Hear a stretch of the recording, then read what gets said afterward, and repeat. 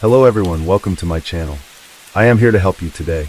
I know you use this video to fall asleep, so before that, like the video and subscribe to the channel. Also, where are you from and what time are you watching? Now get comfortable and relax. Case 1. It was late at night on August 30th, 2003 in Las Cruces, New Mexico. A 22-year-old college student named Katie Sepik had just left a party. She was upset, walking home alone, and didn't have her keys. By the next morning, she had disappeared. Her phone and purse were found, even her shoes, but Katie was nowhere to be seen. At first, no one could imagine what had happened, but the truth that would come out in the weeks and months that followed shocked everyone, her family, her friends, and the entire community. This is Katie's story. Katie Sepik came into the world on December 26, 1980, in the quiet town of Carlsbad, New Mexico. She was the firstborn of Dave and Jean Sepik, growing up alongside her younger siblings, AJ and Carolyn. From early on, Katie stood out, not just as the eldest, but as someone with a strong presence. She had a natural ability to take charge, yet never lost sight of being warm and protective toward the people she loved. To her brother AJ, Katie was more than a sister. She was a confidant and a guardian. Beneath her commanding nature was a vibrant sense of humor. Friends often described her as the kind of person who could make you laugh until your stomach hurt, even if the joke was on her. She was quick-witted and self-deprecating, able to turn any awkward moment into something charming and funny. People were drawn to Katie. Her confidence, her charm, and her genuine spirit made her well-loved wherever she went. Katie was studying business administration at New Mexico State University, and it was a field that suited her perfectly. Smart, calm under pressure, and driven, she had all the qualities of a future leader. She lived in an apartment on the east side of Las Cruces, conveniently close to campus. To help with expenses, she also worked part-time at a buzzing Mexican restaurant that was popular with locals and students alike. Though she was steadily working toward her degree, Katie wasn't entirely sure what came next. Her mother, Jayan, once said Katie dreamed big. She wanted to leave her mark on the world, to make a real difference. She didn't have a clear path yet, but she knew she was meant for something extraordinary. At the time, Katie was in a relationship with Joe Bischoff, a fellow student studying biochemistry. The two were inseparable, deeply in love, and full of plans for the future. Joe even gave her a diamond ring, a promise for the life they envisioned together after graduation. After earning her bachelor's degree, Katie was planning to continue with a master's program, while Joe returned to his hometown of Gallup for a new job.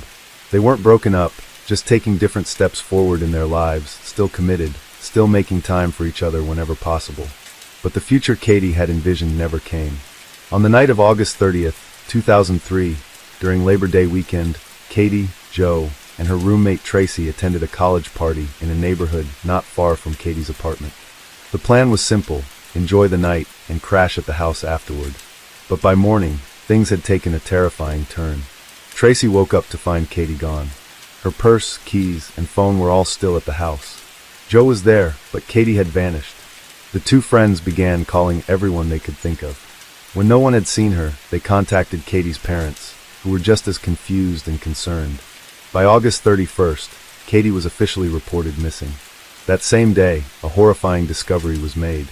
Local residents passing near an old landfill site in Las Cruces stumbled upon something in the dirt, what appeared to be a woman's body.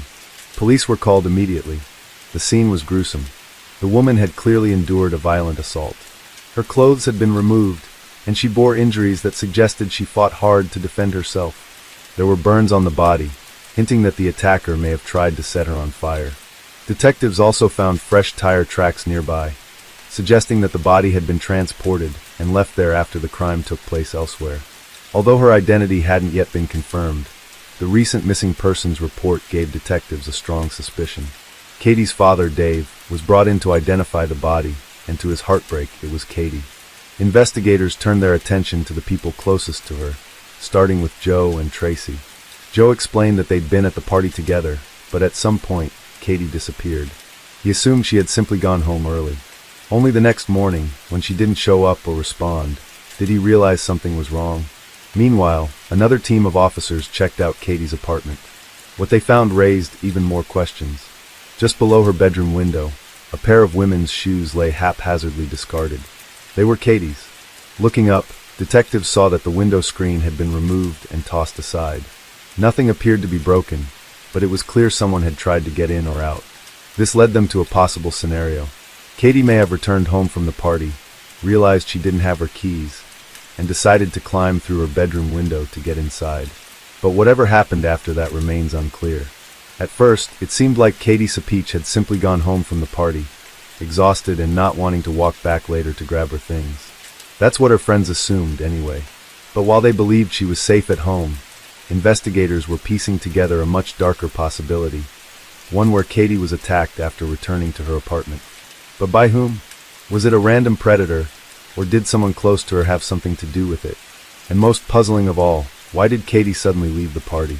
Detectives circled back to question her friends once more, hoping to close some of the gaps in their timeline. That's when they discovered the reason Katie left. She had caught Joe, her boyfriend, kissing another girl at the party. Katie had stormed off, hurt and furious. This discovery put a new spotlight on Joe, not just because of the betrayal, but because he hadn't mentioned any of it during his initial interviews. When he was first questioned, Joe claimed to have no idea why Katie left. Now it seemed he had been keeping a crucial part of the story to himself. Understandably, this raised serious red flags. Joe later admitted that Katie was upset with him and left the party because of what she saw. He added that he drove past her house afterward to check on her, and even tried calling her the next morning. But this only deepened the investigators' suspicions, because Joe knew Katie had left her phone behind at the party. Why would he call a phone he knew she couldn't answer? To the detectives, it seemed like Joe might be trying to craft a narrative, and they began considering the possibility that he was involved in Katie's death. But they needed proof, and that meant DNA. Katie's attacker had left behind biological evidence, including skin under her fingernails, and DNA was also found on her body. This was the early 2000s, so DNA testing was possible, though not as advanced as today. Still, it was enough to rule suspects in or out. But when investigators asked Joe to submit a DNA sample, he flat out refused. That refusal sent shockwaves through the investigation. Katie's loved ones were devastated. Joe had been a part of their lives, someone they believed their daughter loved deeply. Now he was being uncooperative during the most crucial time. To Katie's family, it felt like betrayal on top of tragedy. Police were stuck. Their strongest lead was now stonewalling them. Without a DNA sample, they had no way to directly link or eliminate Joe as the suspect. In the meantime, they interviewed and tested every man who'd been close to Katie. But time after time, the DNA came back with no match. Joe remained under quiet surveillance, but he didn't do anything that screamed guilt. It left detectives frustrated and confused. Months passed. Then came a break. Investigators learned that Katie and Joe had been intimate on the night of the party. This led them to collect and test the bedding in Katie's apartment. Male DNA was found, presumably Joe's, but when it was compared to the DNA from the crime scene, there was no match. That was a huge moment. If the DNA on the bed belonged to Joe, then the DNA on Katie's body came from someone else. But to be certain, and to officially clear him, they needed Joe's DNA to compare directly. This time, Joe agreed. He finally submitted a sample, and when the results came back, it was confirmed. He wasn't the killer. Joe later explained his hesitation. He feared that since he and Katie had been physically close that night, his DNA might be misinterpreted and used against him. While his fear might have been valid, his silence cost the investigation valuable time. 3 whole months, in fact, during which Katie's case stalled. With Joe ruled out, detectives had to start over. Now, the working theory was that Katie's killer was a stranger. Using the DNA collected at the scene, investigators were able to extract a partial ethnic profile. It suggested the suspect was a Hispanic male, and the tire tracks near Katie's body? They were believed to come from a pickup truck. A Hispanic man, possibly driving a pickup. That was all they had to go on. Leads came and went. Every known offender in the region was investigated. Katie's parents even offered a $100,000 reward for information that could help solve the case. But nothing came up. Nothing stuck. The momentum of the investigation began to fade, and the weight of silence grew heavier for Katie's family. Katie's mother refused to let her daughter become another cold case. She fought hard to keep Katie's story alive, speaking out and pushing for answers. Still, days turned into weeks, then into years. Then, in December of 2006, a breakthrough came. A DNA match had finally been found. The DNA belonged to a 27-year-old man named Gabriel Avila. At the time of the match, Avila was already serving time in prison for aggravated burglary and assault. That conviction, committed just 3 months after Katie's murder, is what led to his DNA being uploaded to the system. In that case, Gabriel had broken into a home while armed with a knife, planning to rob and potentially harm the woman living there. What he didn't expect was that the woman had a roommate. Spooked by the unexpected presence, Avila fled the scene. He was arrested shortly after, but was released on bond and then vanished. For over a year, Gabriel remained in hiding. Eventually, authorities tracked him down, and he was convicted for the 2003 burglary attempt. He was sentenced to 9 years behind bars. Now, thanks to that conviction, police had a name tied to the DNA that had haunted them for years. Investigators immediately began building a case, digging into Gabriel Avila's background. They found out he had once been married, and they decided to speak with his ex-wife to learn more. That interview brought a chilling revelation. Back in 2003, Gabriel owned a pickup truck, the same type of vehicle suspected of being used to dump Katie's body. But what truly blew the case wide open was what Gabriel's ex-wife discovered in the truck's cup holder years earlier. A diamond ring. It wasn't just any ring. It was the same one Joe had given to Katie, a piece of jewelry she wore every single day. Her parents had even mentioned its absence when her body was found. For some reason, Gabriel had kept the ring. His ex-wife, believing he was cheating, had hung onto it as proof. What she didn't realize was that this ring would become the key piece of evidence linking Gabriel directly to Katie's murder. 3 years later, she still had the ring. She handed it over to detectives, who now had a physical item stolen from Katie, one that had stayed in the killer's possession all this time. With this new evidence, police headed to the prison to confront Gabriel. At first, he denied everything. He claimed not to know Katie. But the moment they placed the ring in front of him, his entire demeanor shifted. The facade crumbled. Gabriel Avila confessed. He told investigators he had never met Katie before that night. He had been driving around Las Cruces in his pickup truck when he nearly hit a young woman walking along the road. Katie. He offered her a ride home, but she declined and kept walking. That should have been the end of it. But instead, something dark inside Gabriel took over. He followed her. Katie had forgotten her keys and was trying to get back into her apartment by climbing through her bedroom window. That's when Gabriel attacked. He crept up behind her and dragged her to the ground. Katie fought back with everything she had, even scratching him in the struggle. But he was stronger. He overpowered her, sexually assaulted her, and then took her life. When asked why he didn't walk away after the assault, Gabriel said he was afraid Katie would report him. Afterward, he loaded Katie's body into his truck and drove to the landfill, where he tried to destroy all evidence by setting the scene on fire. But the fire didn't burn long enough or hot enough. Whether it was the wind or insufficient fuel, the flames died out and left behind the very evidence that would one day catch him. In December 2006, Gabriel Avila was officially charged with the assault and murder of Katie Sepich. He pled guilty. The court sentenced him to 69 years in prison, on top of the 9 years he was already serving. For Katie's loved ones, the news brought a mixture of relief and heartache. The person responsible was finally behind bars, but it had taken 3 agonizing years. And during that time, he had attempted another violent crime. Her family wasn't content to let that be the end of it. They turned their grief into action. Katie's parents began pushing for change. They advocated for legislation that would ensure that DNA is collected at the time of arrest for violent crimes, not after conviction. Their efforts led to the creation of the Katie Sepich Enhanced DNA Collection Act of 2010, better known as Katie's Law. This legislation aimed to empower law enforcement by using DNA technology earlier in the process. It allowed DNA to be collected from individuals arrested for serious crimes like murder, assault, abduction, and stalking. The goal was clear: catch dangerous individuals before they could harm anyone else. In a way, Katie did change the world, just not in the way anyone could have imagined.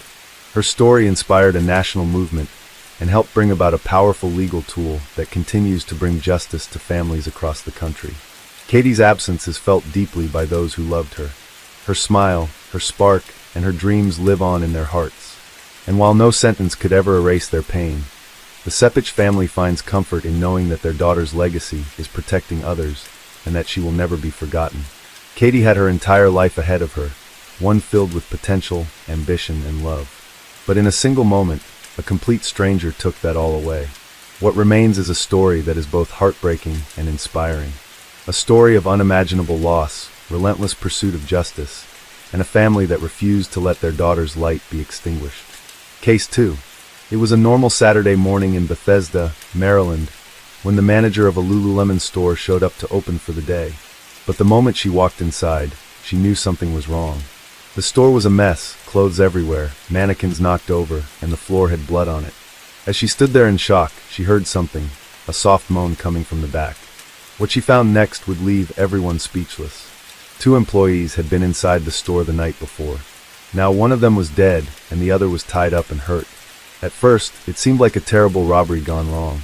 But as police started asking questions, the story began to change. And what really happened that night was far worse than anyone imagined. Jana Murray entered the world on November 22, 1980, in Wichita, Kansas. She was the daughter of David and Phyllis Rosalind Murray. From a young age, Jana stood out for her adventurous spirit. She had a deep love for animals and dancing, and giving back was part of who she was. She spent much of her life volunteering. Her friends and family often described her as someone whose smile could light up any room.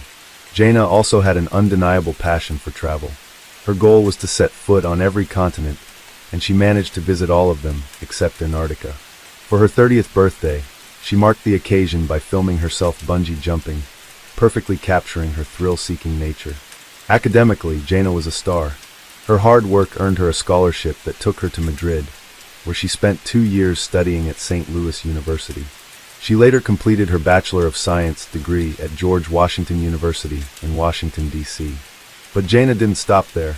She pushed forward and eventually earned dual master's degrees in communication and business administration from Johns Hopkins University. For her master's thesis, she focused on Lululemon Athletica, a premium yoga and fitness apparel brand. Naturally, she pursued a position with the company after graduating, and her drive and business instincts quickly landed her a role. By 2011, Jana was a team leader at the Lululemon store in Bethesda, Maryland. She was also close to finishing her second master's degree. Outside of work and school, Jana was in a happy relationship with her longtime boyfriend, Fraser Bozel. What she didn't know was that Fraser had begun researching engagement rings. He was preparing to propose. Life was falling into place beautifully for Jana. Her career was thriving, her education nearly complete, and her relationship was stronger than ever. A bright future was just around the corner. But everything changed on March 11, 2011. Jana's promising journey was suddenly cut short by a tragic and unimaginable event.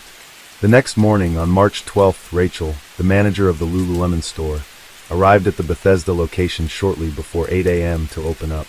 Bethesda was generally considered a quiet, safe area, but when Rachel reached the entrance, she noticed the door wasn't locked.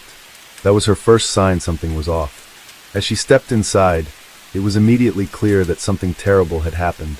The store was in disarray. Mannequins were knocked over, clothes were scattered, and more horrifyingly, blood was splattered across the floors, walls, and ceiling. Still trying to make sense of the chaos, Rachel suddenly heard faint moaning. Someone was still inside and in pain. Overwhelmed with panic and fear, she ran out of the store and straight to the neighboring Apple store, where a long line of customers had gathered for the release of the new iPad 2. Among the crowd, one man named Ryan couldn't help but notice how distressed Rachel appeared as she stood outside the Lululemon store. When she explained something was terribly wrong inside, Ryan offered to go in with her and check it out. Inside, Ryan walked toward the back of the store, moving past the chaos. Bloody footprints marked the floor, and the space looked like a disaster zone. As he neared the office area, he stumbled upon something unimaginable. A woman with long blonde hair was lying face down in a pool of blood. Before he could fully process the horror, a soft moan caught his attention. It was coming from the bathroom. Inside, he found another woman, her hands and ankles bound with zip ties, her body bloodied but still alive. It was clear she was injured and in pain, but miraculously she was breathing. Ryan rushed back to the front of the store and told Rachel to call 911 immediately. First responders arrived quickly and were faced with a gruesome scene. They began the task of identifying the 2 women. Tragically, the deceased was 30-year-old Jana Murray. The survivor, badly hurt but alive, was identified as Brittany Norwood, a 28-year-old employee who had transferred from a Lululemon store in Georgetown just 6 weeks earlier. Brittany's injuries were extensive. Cuts and bruises covered her legs, arms, chest, face, and torso. Zip ties still restrained her, and both women's pants had been slashed, raising disturbing concerns that the attackers may have assaulted them. Brittany was rushed to the local hospital, visibly shaken and in need of immediate care. Back at the store, investigators began examining the body of Jana Murray. The violence inflicted on her defied belief. Medical examiners would later find 331 wounds on her body, over half of which were concentrated on her chest and face.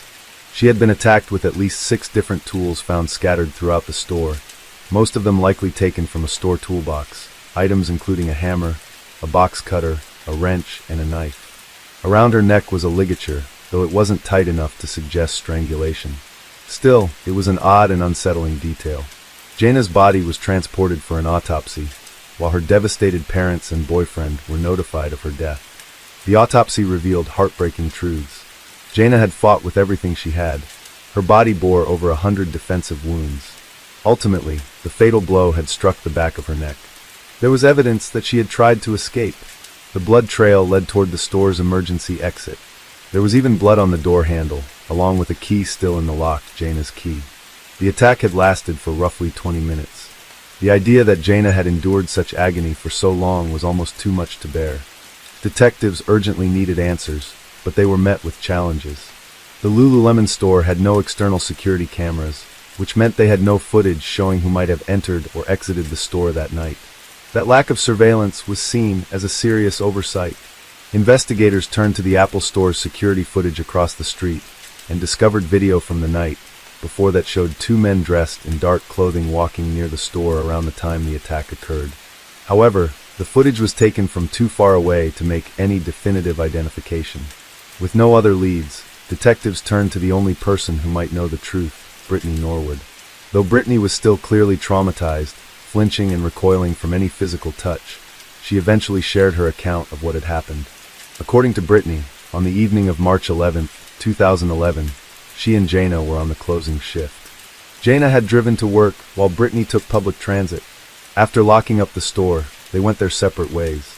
But shortly after arriving at the metro station, Brittany realized she had left her metro card inside the store. She called another coworker to get Jana's number and then phoned her directly. Despite having nearly reached home, Jana turned back to help Brittany. It was just like her to go out of her way for someone else. At around 10:05 p.m., Jana unlocked the store door with Brittany right behind her. But the moment the door opened, 2 masked men in dark clothing pushed their way inside. One was tall, the other shorter. Both appeared to be white and in their 20s. She said the shorter man attacked her, while the taller one took hold of Jana. They forced the women to the back of the store, threatened them, and told Brittany they knew where she lived. She had utility bills in her purse with her address, along with her ID. Terrified, Brittany believed the men were robbers and hoped they would just take what they wanted and leave. But instead, she claimed the situation spiraled into violence. Both women were physically assaulted and taunted with racial slurs. Brittany said they were violated, and during the chaos, she could hear Jana screaming. Eventually, the screaming stopped. Brittany said that's when she knew Jana was gone. She feared she was next. But then, unexpectedly, the men told her they would spare her life. Why they chose to leave her alive, she didn't know. When Brittany was asked why the attacker spared her, her answer was chilling. They said she was fun to take advantage of. Once the brutal assault ended, the men allegedly tied Brittany up and left her inside one of the store's bathrooms. That's where she was later discovered.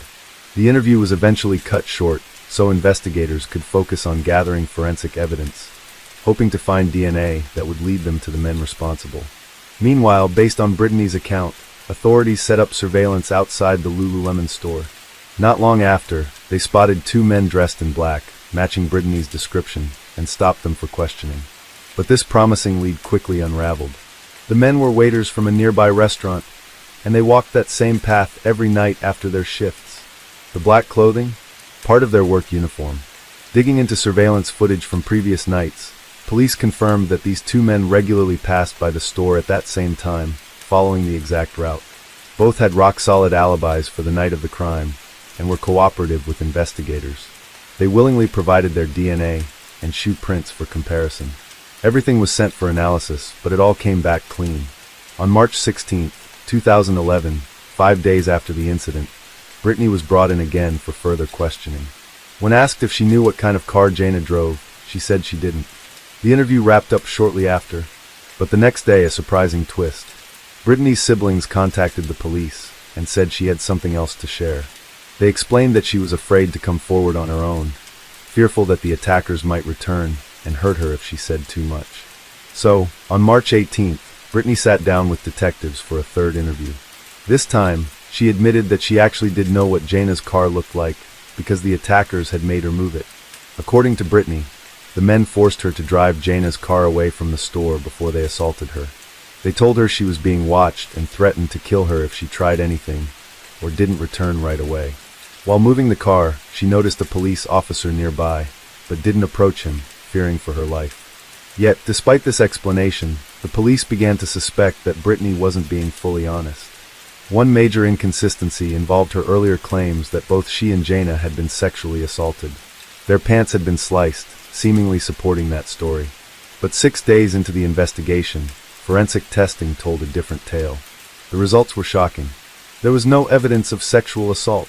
In fact, the only DNA present at the scene belonged to Jana and Brittany. No trace of any male DNA anywhere. Even the samples from the two waiters didn't match anything at the scene. Investigators turned their attention to another key detail: footprints. Strangely, all the prints were contained inside the store. If the attackers had entered from outside, there would likely have been some kind of trail leading in or out. But there was nothing. That left police with two possible explanations. Either the attackers swapped shoes inside the store, which made little sense, or the attacker never left, because they had never come in from outside. Even more suspicious, the smaller footprints found throughout the scene matched Brittany's shoes.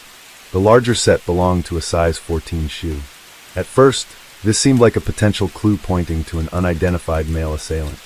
But when they matched the print to store inventory, they found the shoes had come from Loyalman's own stockroom. They were store property. This raised a critical question. If two men had ambushed Jana and Brittany, why would they take the time to change into store-brand shoes during a violent crime? It just didn't add up. Meanwhile, employees at the Apple store next door told police something disturbing.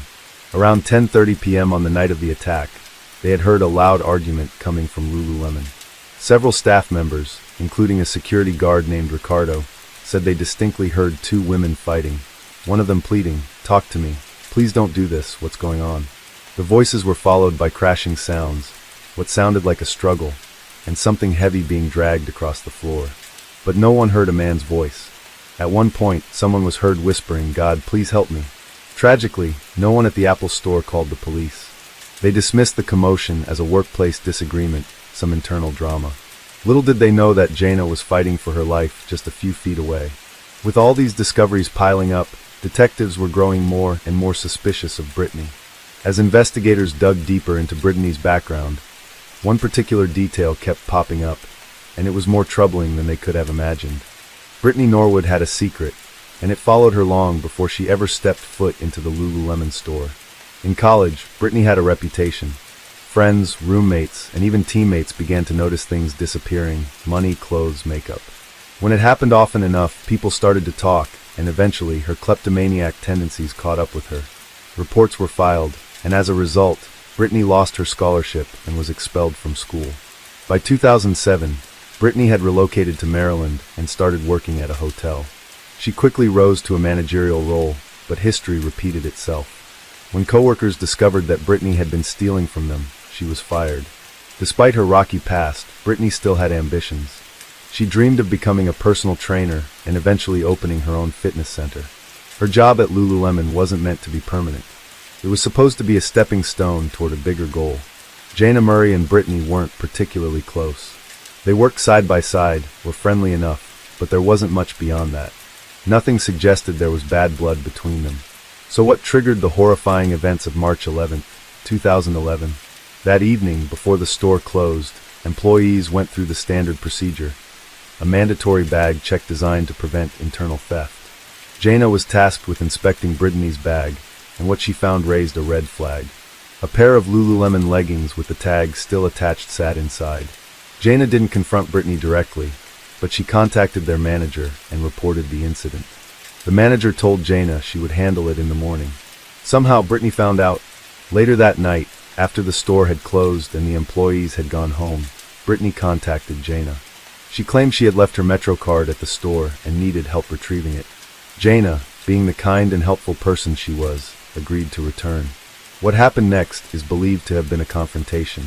Brittany possibly begging Jaina not to report her, hoping to avoid yet another firing. But when Jaina stood firm, refusing to back down, the situation turned volatile. Investigators believe Brittany attacked Jaina with store tools, items like a wrench, a hammer, a box cutter. As Jaina fought desperately to escape, trying to reason with Brittany, the assault escalated to a level of unimaginable brutality. After taking Jaina's life, Brittany moved her car to a different location to buy time and cover her tracks. A witness later reported seeing Brittany in the vehicle, and nearly 90 minutes later, she was still sitting there, possibly formulating the story she would tell next.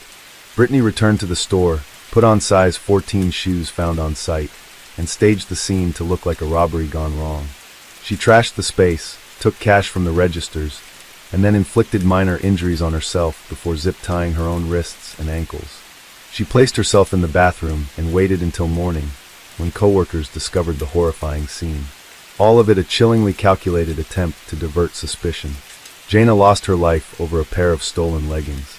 On March 18, 2011, exactly 1 week after the crime, Brittany Norwood was arrested. Prosecutors faced a challenge. They had to prove that this wasn't a spontaneous act of violence, but a premeditated murder. If they succeeded, Brittany would receive life without parole. Her defense team, however, aimed for a lesser charge, second-degree murder, arguing that she had snapped in the heat of the moment. The trial began in October 2011. The lead prosecutor, John McCarthy, painted Brittany as a manipulative woman and a compulsive liar. He laid out overwhelming forensic evidence and highlighted the inconsistencies in her story to prove that Brittany had planned the attack. Meanwhile, the defense admitted Brittany had killed Jaina, but argued that it was not pre-planned.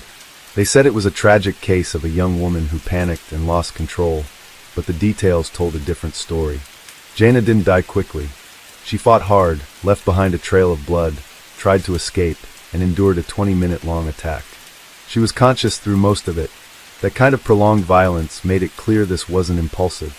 It was deliberate. The jury didn't need long to reach a decision. After just an hour of deliberation, they found Brittany Norwood guilty of first-degree murder. In January 2012, Brittany was sentenced to life in prison without the possibility of parole. The judge called the murder cold-blooded, premeditated, and merciless, and condemned the calculated steps Brittany took after the killing. He also criticized the Apple Store employees for their failure to act when they heard Jaina pleading for help, calling it an example of callous indifference. In 2015, Brittany's final appeal was denied. She remains imprisoned at the Maryland Correctional Institution for Women. This case will be remembered not only for its cruelty, but also for the heartbreaking irony. Jaina was murdered by someone she tried to help. All she did was tell the truth, and for that, she paid the ultimate price. Case 3. On a summer evening in July 2011, Laura Ackerson got into her car and drove toward Raleigh, North Carolina. She was going to pick up her kids from her ex, Grant Hayes. It was supposed to be a quick visit, just like many others before. But this time, Laura didn't come back. At first, her friends weren't too worried. Maybe she got delayed. Maybe her phone died. But when days went by with no word from her, they knew something was wrong. Behind the scenes, something terrible had already happened. Police would later find an apartment that smelled strongly of bleach. Items were missing. A strange letter appeared, and Grant and his new wife were suddenly on the move. So what really happened to Laura that night? And why did this loving mom, who only wanted to see her kids, end up at the center of such a dark and shocking mystery? This is the heartbreaking story of Laura Ackerson. Laura Ackerson entered the world on April 30th, 1984, born to Roger and Brenda Ackerson. From the start, Laura radiated joy, a bright, bubbly child with a warm and lively spirit. She spent her early years attending Grace Fellowship Church with her family, where she quickly became known for her sweet nature and gentle heart. While details about her early childhood remain scarce, everything changed for Laura in 1996. That year marked the collapse of what once seemed like a picture-perfect family. Her parents' constant fighting eventually led to divorce when Laura was just 12. The split hit her hard and left emotional scars that would linger. After the separation, Brenda took Laura and moved to Iowa. Laura later pursued graphic design at Kirkwood Community College, drawn by a natural flair for creativity. She had an instinct for art. Color, composition, and visual storytelling were second nature to her. Eventually, Laura relocated to Kingston, North Carolina, hoping for a fresh beginning. There, she attended a real estate school and found work in marketing and design. She also built a circle of close friends in nearby Raleigh. Having moved around so much growing up, Laura had never had a stable friend group. Finally, she felt like she belonged. In March 2007, while dining at a local restaurant, Laura met a man named Grant Hayes. Interestingly, they shared a birthday, April 30th, which sparked an immediate connection. Born in 1979 in Raleigh, Grant had a musical streak and a strong religious upbringing. He gained local recognition as a performer, playing small venues and bars, and had a magnetic personality that drew people in. Years before meeting Laura, Grant had married a woman named Emily Lovers, whom he'd fallen for soon after high school graduation. That relationship burned fast and bright, and then fizzled out. Their divorce left a deep mark on Grant, who had written love songs inspired by her. With the end of that marriage came a decline in his mental health. He was later diagnosed with bipolar disorder and depression, and prescribed powerful medications like lithium. But instead of sticking with treatment, Grant began self-medicating with alcohol and harder substances. As time passed, Grant's behavior grew more erratic. He dabbled in synthetic hallucinogens, which only amplified his worst traits: narcissism, paranoia, and aggression. He started having bizarre delusions, believing aliens controlled the government, and that he was a chosen one destined to survive the apocalypse by finding a spaceship. He even rejected modern medicine, including vaccines, convinced they were harmful. Despite his deteriorating mental state, Grant's music career was still afloat. He was booking regular gigs, and that's around the time Laura came into his life. To outsiders, Grant might have looked like a rising star, but behind closed doors, his relationship with Laura quickly became toxic. He was controlling, physically and emotionally abusive, and chronically unfaithful. Laura, already emotionally fragile from her childhood, struggled to break free. He isolated her from her friends and dictated nearly every part of her life, from her social circle to her daily routine. Shockingly, the couple tied the knot just months after meeting. Laura, longing for stability and love after years of emotional turmoil, believed she had found her fairy tale ending, but her friends were blindsided by the news. None of them even knew she was in a relationship, let alone married. Still, they stood by her, hoping she had made the right choice. Not long after Laura became pregnant, she was overjoyed, imagining a fresh chapter as a mother. Grant, on the other hand, wasn't thrilled. The news only intensified his possessiveness. When their son, Grant Jr., was born 9 months later, Laura poured every bit of love she had into him. Naming the baby after himself seemed like a classic move from Grant, not necessarily a sentimental one, but more a display of ego. Laura adored her son. Meanwhile, Grant was still chasing gigs, cheating, and indulging in drugs, showing little interest in fatherhood. Eventually, he was offered a job in the Virgin Islands. He took it without hesitation, leaving Laura and their newborn behind in North Carolina. Whether or not he was actually working out there is unclear, but one thing's for sure, he wasn't alone. Grant began seeing a woman named Amanda Perry Tucker, a single mother and aspiring actress. Amanda had scored small, uncredited roles in shows like The Sopranos and The Stepford Wives, but her career hadn't taken off. And that's where another chapter in this tangled story begins. Grant Hayes was instantly drawn to Amanda Perry Tucker, and not just because of her charm. Amanda had money, nearly $200,000 in cash and $80,000 worth of jewelry, possibly from her previous divorce, though that's never been confirmed. At the time Grant met her, he was flat broke, no savings, no stability. But Amanda had resources, and that changed everything for him. Their relationship picked up quickly. For Grant, being with Amanda was more than romance, it was leverage. He flaunted the affair, making no effort to hide it from Laura. In fact, he used it as a weapon, taunting and ridiculing her at every opportunity. But then Laura did something Grant never saw coming. She'd had enough. After years of enduring his manipulation, betrayal, and cruelty, Laura finally stood up and said she was leaving him for good. Surprisingly, even people close to Grant supported her decision. His own family, along with his ex-wife Emily, encouraged Laura to walk away, fully aware of how toxic Grant really was. But then came a twist. Laura discovered she was pregnant again. Despite everything Grant had put her through, she gave him yet another chance, though by now it was more like chance number 10. That decision spoke volumes about how deeply Laura loved her children. She was willing to endure emotional hardship just to try and keep her family intact, likely driven by the pain of her own parents' divorce. Trying to make things work, Laura packed up her life and moved to the Virgin Islands with her son Grant Jr., hoping proximity might help fix things. But Grant didn't see her arrival as a loving gesture. To him, it was an inconvenience. With Laura around, he couldn't keep living a double life under her nose. Eventually, Laura gave birth to her second son. Sadly, the baby faced serious health issues right from the start, and the family needed better access to medical care. So they relocated back to North Carolina. Grant was furious about the move. He blamed Laura and the kids for dragging him away from potential opportunities in the Virgin Islands. Meanwhile, Amanda remained in the picture, now living in New York, and urged Grant to explore opportunities in the entertainment industry there.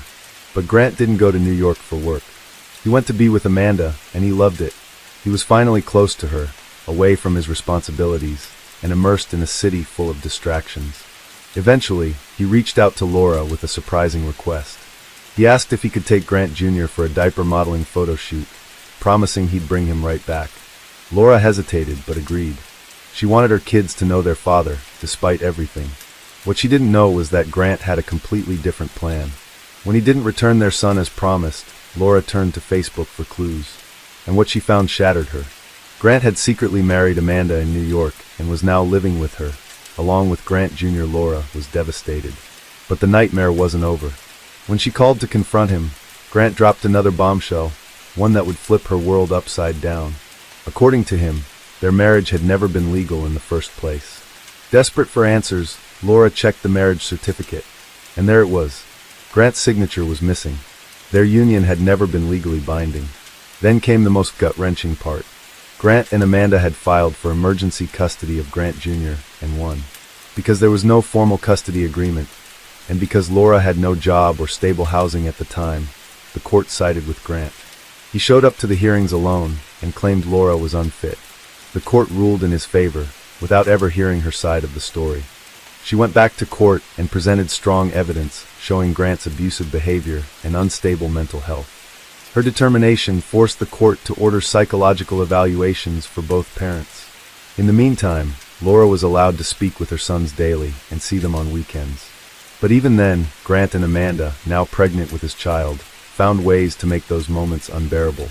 They interrupted phone calls, limited her access to the boys, and did everything possible to keep Laura at a distance. Still, Laura held on. And then came the psych evaluation. Grant failed it badly. The report noted that he had no real connection with his kids. The children were more comfortable, more at ease, and visibly happier with Laura. She, on the other hand, was described as a devoted and nurturing mother. Someone who put her children first, no matter the cost. The court took this seriously and ordered a more in-depth evaluation of Grant.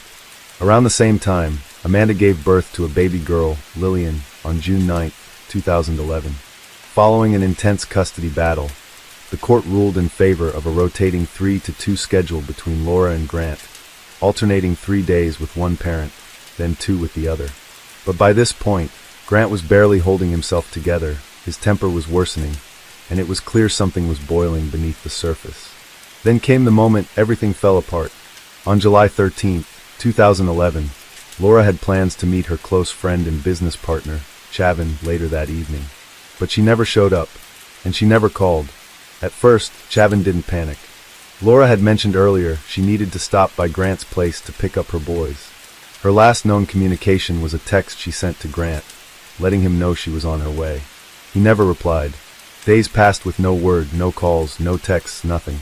By July 18th, after 5 days of total silence, 27-year-old Laura Ackerson was officially reported missing by loved ones. Police acted fast. They searched her apartment, which looked completely normal. No sign of a struggle, nothing out of place. Surveillance footage showed her leaving the building, but never coming back. Their next stop was Grant and Amanda's apartment.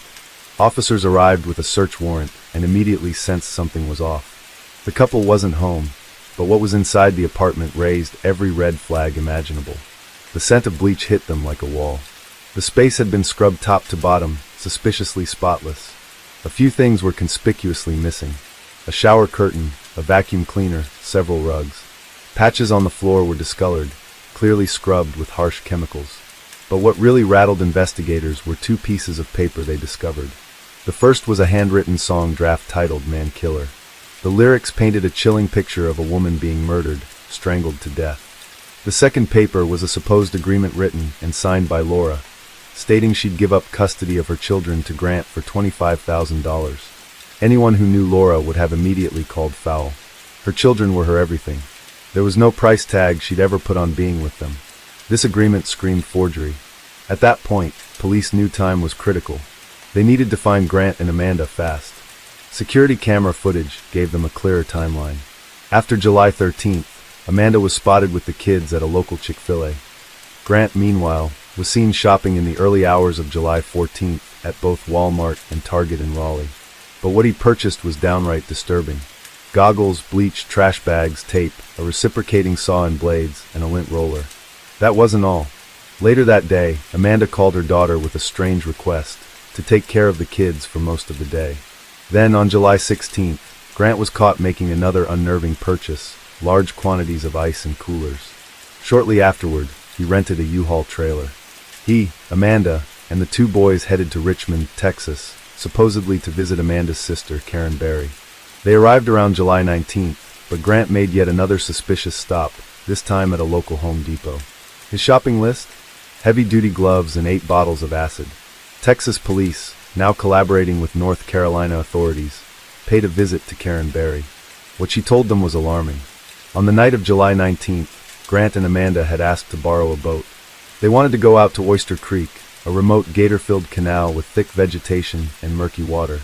Grant and Amanda asked whether the alligators in Oyster Creek ate humans, whether wild hogs could consume flesh, and whether bloodthirsty sharks were native to Texas waters. Karen assumed these were just strange city questions. But to investigators, it was clear they were scouting a body dump site. A team of officers was sent to Oyster Creek immediately. Another team combed the area for surveillance footage. Tragically, both efforts bore fruit. In Oyster Creek, after hours of carefully navigating dangerous waters filled with reeds and lily pads, police discovered remains. They had found Laura. What was left of her had been so badly mutilated that even determining the exact cause of death was difficult. But forensic examiners concluded she had likely died from manual strangulation or a powerful blow to the neck. The evidence was overwhelming. The bleach-soaked apartment, the forged custody letter, the disturbing purchases, the chilling lyrics, and the remains in Oyster Creek. Laura's life had ended not in an accident, not in a moment of rage, but as the result of a calculated, cold-blooded plan. Grant Hayes and Amanda Perry Tucker were no longer just suspects, they were murderers. When investigators located Laura's car, a white 2006 Ford Focus, it was clear someone had gone to great lengths to clean it. The interior had been washed thoroughly, and there was visible damage to the rear of the vehicle. Then came even more damning footage. Surveillance showed Amanda near Karen Berry's home, discarding bottles of acid. Just 13 days after Laura was last seen, the case took a major turn. On July 25, 2011, Grant Hayes and Amanda Perry Tucker were arrested at Grant's parents' house in North Carolina. Both were charged in connection with Laura's death. Their trials were held separately, and as expected, each tried to shift the blame. Grant claimed that Laura had shown up at the apartment on July 13th and threatened Amanda, saying she'd take her daughter the same way her own sons had been taken. According to Grant, Amanda lashed out during the confrontation and killed Laura, while he only helped cover it up. Amanda, on the other hand, painted herself as a victim. She said Grant had been emotionally abusive and manipulative for years. Her version of events claimed that Laura and Grant got into a heated argument, and Laura accidentally hit her head during the fight, something Amanda conveniently didn't witness because she was in another room with the children. Amanda said that when Grant told her Laura was hurt, he instructed her to leave with the kids so he could call for help. She went to Chick-fil-A, and when she returned, Laura was gone. Grant then casually claimed that Laura was fine and had already left. It wasn't until they were in Texas, she said, that Grant confessed what had really happened, and then threatened her into helping him hide the truth. Despite their stories, the mountain of evidence said otherwise. Both Grant and Amanda pleaded not guilty, but the court didn't buy it. On September 16, 2013, Grant Hayes was sentenced to life in prison with no possibility of parole. His demeanor in court was chilling. He smiled, laughed, and showed no hint of remorse. It was as if he thought he was going on vacation, rather than facing justice for a brutal crime. Amanda's sentencing came months later, on February 19, 2014. She received a sentence of 13 to 16 years. During sentencing, the judge shared his perspective plainly. He believed Amanda could have stopped what happened to Laura. Instead, she chose to be a participant. She may have expressed remorse in court, but many questioned whether it was genuine or just another performance. But that wasn't the end for Amanda. Texas authorities charged her separately for tampering with evidence, and she was hit with an additional 20-year sentence. As for how this horrifying crime actually unfolded, investigators believe Grant lured Laura to his apartment under false pretenses. She was told she'd be able to see her boys, maybe even take them home. Grant may have even lied and said he was ready to give her full custody. That's the only explanation for why Laura would travel all the way from Kingston to Raleigh alone, especially when her friends had warned her never to meet Grant without backup. Tragically, Laura walked straight into a trap. One theory suggests that once she arrived, Grant and Amanda forced her to write and sign the so-called custody letter, threatening her with the loss of her children if she didn't comply. Then she was attacked, either strangled or struck with a fatal blow. It was cold, calculated, and devastatingly cruel. Why? Likely because Grant wanted Laura gone for good, out of the picture, so he could continue his life with Amanda, free of custody battles and court hearings. But the ultimate irony? Amanda and Grant divorced just a year later, in October 2014. Everything he did, all the lies, the violence, the destruction, ended in nothing. Today, Laura's two sons, along with Amanda's daughter Lillian, are in the care of Grant's parents. Thankfully, they are loving and nurturing, the exact opposite of their father.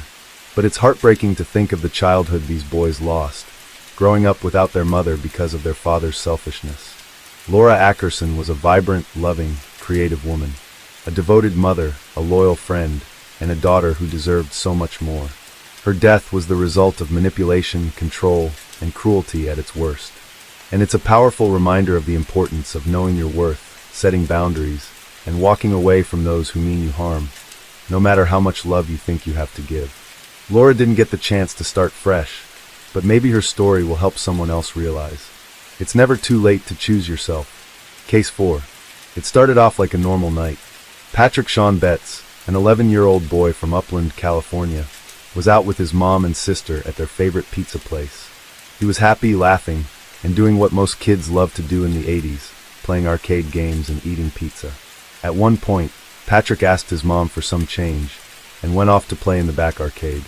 Nothing seemed out of the ordinary, but then something happened. Patrick walked out of that pizza place and never came home. What really happened that night?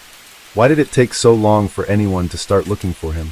And how could a case with so many strange twists go unnoticed for so long? Patrick Sean Betts was born on June 21, 1976, to Dennis and Barbara Betts, longtime residents of Upland, California.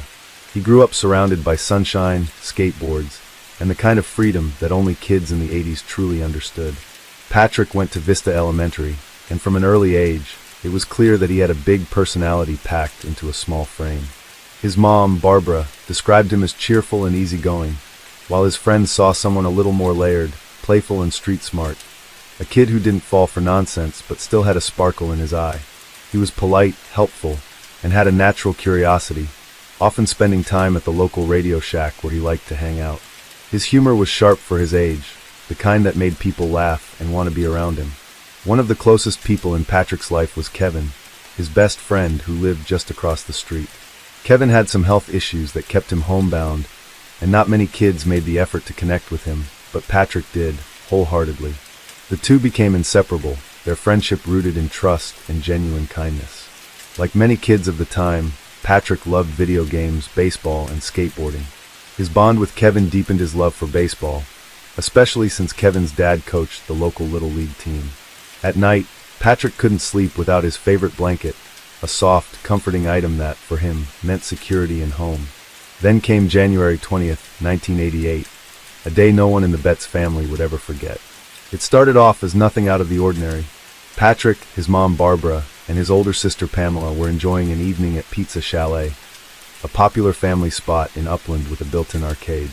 Patrick, as usual, made a beeline for the games after asking his mom for some quarters. He had recently become friends with the son of the restaurant's owner, and the two would spend hours playing together there. Although Barbara didn't know this new friend very well, she felt comfortable enough to let Patrick go play. Later that evening, Patrick came back to his mom to ask if he could go to a basketball game at Upland High with his friend. Thinking the game was nearby and trusting her son's judgment, Barbara gave him the okay. As Patrick walked out the door, he turned and asked her to save him a slice of pizza. It was a casual moment, something any parent would hear and smile at, but tragically, it would be the last time Barbara ever saw her son. The game they had wanted to watch was actually in Chino, nearly 8 miles away, a fact that the boys hadn't realized. Disappointed, they returned to Pizza Chalet and passed the time by going back to the arcade. Patrick was last seen around 9 p.m. playing video games there. After that, he said he was heading home, but he never made it. That night, his family waited anxiously, watching the door, hoping he'd walk in, maybe a little embarrassed for being late. But hours passed. Then the entire night, when the sun rose, it brought only dread. Patrick was missing. One would assume the local police would launch a thorough investigation immediately, but that wasn't what happened. Instead, Upland authorities quickly brushed it off, suggesting that Patrick had simply run away. They told his devastated family he'd be back once he got hungry. This theory seemed absurd to Barbara and Dennis.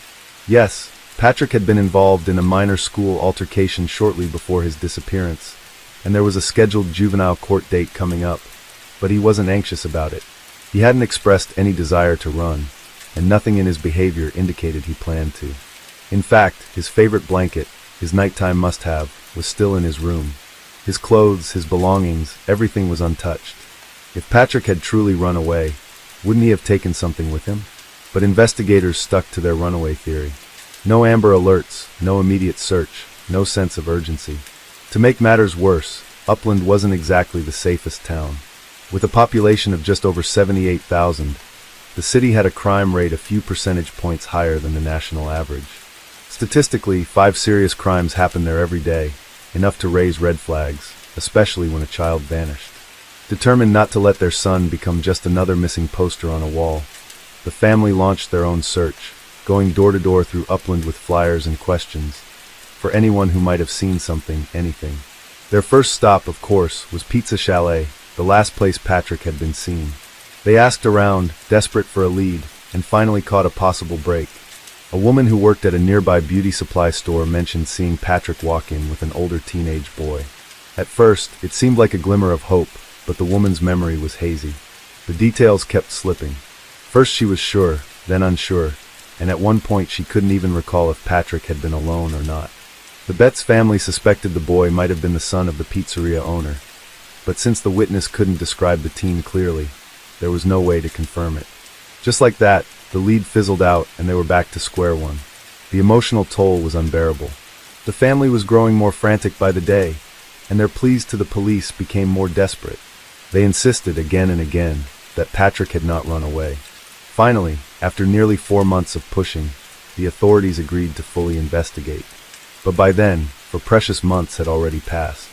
When it comes to missing persons, the first 48 to 72 hours are vital. It's during this short window that evidence is still fresh, and the chances of finding someone alive are significantly higher. Once that window closes, the likelihood of answers or recovery drops dramatically, and the Betts family knew it. Though they were relieved to see law enforcement finally involved, they couldn't shake the gut-wrenching feeling that the delay had cost them everything. Adding to their heartbreak was the complete lack of media coverage. Because police had initially labeled Patrick as a runaway, his disappearance was met with silence. Only a few articles ever made it to print, and there was virtually no attention from TV or local news outlets. It was as if Patrick had been forgotten before the search had even begun. But the family remembered everything, and they never stopped watching for anything strange. The day after Patrick vanished, something chilling happened. Sierra Vista Elementary received a phone call. The woman on the other end claimed to be Patrick's grandmother and told the school that he wouldn't be returning because he was moving to Washington to live with her. The call was deeply unsettling. For one, the voice didn't belong to Patrick's actual grandmother, but more disturbingly, the caller knew specific details. The name of Patrick's school and the fact that his real grandmother had once lived in Washington. In reality, Patrick's grandmother had moved from Washington to California months before his disappearance. She had been battling cancer, and Patrick adored her. He was always by her side, helping however he could. Tragically, she passed away still not knowing what had happened to her grandson. The eerie phone call left the family shaken. Was it someone trying to cover their tracks? Or a cruel prank? Either way, it added to the growing list of mysteries surrounding Patrick's disappearance. And because it was 1988, there was no way to trace the call. No caller ID, no digital footprint, just one more dead end. But the oddities didn't stop there. For months after Patrick disappeared, something else strange happened, this time involving the very place he had last been seen. Pizza Chalet, once a lively hangout for local families, abruptly shut down. The owners packed up and left Upland without warning. Word soon got out that they had relocated to Los Angeles, and when police followed up, they found the family, but only briefly. Before long, they left again, this time reportedly heading overseas to the Middle East, their country of origin. To the Betts family, this wasn't just odd, it was alarming. Why would a thriving business vanish so suddenly? Why leave so quickly, right after a child had gone missing on their premises? Investigators managed to track down the owners in Los Angeles, but not for long. Once they left the country, the trail went cold again. And worse, no one ever learned the name of the owner's son. The same boy Patrick had been seen playing with that night. That meant police couldn't interview him, and the possible connection the beauty store clerk mentioned could never be confirmed. Once again, the Betts family found themselves at a dead end. Their frustration was mounting. It was like they were trapped in a nightmare with no exit. Every potential lead ended in confusion or silence. And just when they thought things couldn't get more maddening, the police made a decision that left the family completely stunned. At one point, for reasons that still remain unclear, investigators in Upland turned their attention to an unexpected suspect, Patrick's older brother. He was just 15 years old when Patrick went missing, and yet somehow, police became convinced he was involved. How they arrived at that conclusion is anyone's guess. The problem? There wasn't a shred of evidence backing their claims. Patrick's brother had an ironclad alibi. On the night Patrick vanished, he was hundreds of miles away in San Francisco, performing with his band. His fellow bandmates confirmed he'd been on stage that entire night, 7 hours from Upland. There was no possible way he could have been involved, but that didn't stop the police. Without notifying his family, they took the teenager in for questioning and kept him for over 5 hours. When the Betts family finally found out and rushed to the station, they were horrified to learn he was in the middle of a polygraph test, a test he reportedly failed. From there, things escalated. Officers even ordered him to write a confession, despite having no grounds for such a demand. The Betts family was furious. Their grief had already consumed them, and now they were forced to watch another son get emotionally torn apart over baseless accusations. Tragically, the ordeal left permanent scars. Already struggling with anxiety, Patrick's brother later developed PTSD, a diagnosis that only deepened the community's suspicions instead of evoking sympathy. People assumed his trauma was a sign of guilt, when in reality, it was the aftermath of being wrongfully targeted at such a young age. Sadly, this wasn't the last time Upland investigators turned the Betts family's life upside down. In 1991, more than 3 years after Patrick vanished, the family was jolted awake before dawn by loud knocks and flashing lights. At 6 in the morning, Upland police returned, this time armed with a search warrant. The family, still disoriented and confused, looked out their windows to find their home surrounded by officers, bloodhounds, and even people in hazmat suits. They hadn't been given any warning or explanation. The search went on for more than 12 hours, stretching into the evening. Every room was examined, the backyard was combed through, and all without telling the family what they were even looking for. Months later, they finally found out why. An anonymous tip had been phoned in, claiming Patrick's body was buried somewhere beneath the house. Without verifying the legitimacy of the call, investigators charged ahead and treated the family like suspects. The experience left them shattered. According to Patrick's sister, who had just given birth to twins at the time, the officers were cold and dismissive, completely devoid of compassion. The search yielded nothing. Just like the tip, it led nowhere. And still no answers. Despite everything the family endured, Patrick's case remained in the shadows. It barely received any attention from the media. There were no televised appeals, no headlines, and only a handful of articles in local outlets. One of the only times Patrick's face reached a larger audience was in 1993, when his photo was featured in Soul Asylum's music video, Runaway Train. The video was part of a powerful campaign to raise awareness about missing children. Alongside 35 other faces, Patrick's image appeared, flickering on screen in the hope that someone somewhere might recognize him. And while the campaign was a rare success, 26 of the 36 children featured were found. It wasn't enough to bring Patrick home. Years passed. The case went cold. Then something strange happened. What happened next only deepened the mystery surrounding Patrick's disappearance. One day, while Patrick's nephew, now grown and working as a security officer, was on duty, an older man approached him and started making small talk. Nothing seemed unusual at first, until the stranger casually referred to Patrick by the name Sean. That was the name Patrick's friends and family always used, his middle name, the one rarely mentioned in public. The nephew had never shared that detail. What followed was even more disturbing. The man began talking about Patrick's case with surprising familiarity, as if he had followed it for years. He rattled off facts and details that left the nephew chilled. After all, Patrick's disappearance had never received much attention. Beyond a single appearance in a music video from the early 90s, his story remained largely unknown. So, how could a random man not only know his name, but also the intricate pieces of a case that barely anyone ever discussed? Some believed that perhaps the man had simply heard about Patrick growing up in Upland. Maybe it was just small-town knowledge passed along over the years. But Patrick's loved ones weren't convinced. They had always felt like his case had been ignored, brushed aside, not something strangers would remember, let alone bring up decades later. Unfortunately, no one was able to identify the man or find out where he came from. He vanished as quickly as he appeared, leaving behind nothing but unease and unanswered questions. In February 2022, after so many years of silence, Patrick's case found new life, thanks to the internet. A true crime YouTube channel called Crimehound featured Patrick's story after a subscriber from Upland requested it. That same month, a Upland City Council meeting became an emotional moment of public plea, as Patrick's 73-year-old mother, Barbara, and his sister, Pamela, stood before the mayor and council members asking for help. Stephen was also present and shared Patrick's story with the officials, hoping it would finally lead to answers. During that meeting, Barbara revealed something heartbreaking. Her husband, Dennis, Patrick's father, had passed away back in 2009 without ever knowing what happened to his son. Her voice trembled with grief as she explained that while she no longer believed Patrick was alive, she still clung to one final wish, to bring him home, even if it was only to lay him to rest. After more than 3 decades, her pain had not faded. It had simply settled deeper. Pamela, too, made a powerful demand.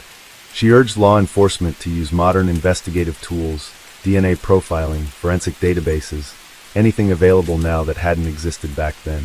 Technology had evolved, she argued, and so had the chances of solving cold cases. But investigators hit the same wall they always had. Without a suspect or even a person of interest, they had no one from whom to collect DNA. Still, something had shifted. After years of stagnation, new eyes were finally looking at the case. Detectives began re-examining witness statements and reviewing possible leads. While no major breakthroughs had come yet, the renewed attention offered something the Betts family hadn't felt in years: hope. Sadly, Barbara's health was beginning to decline.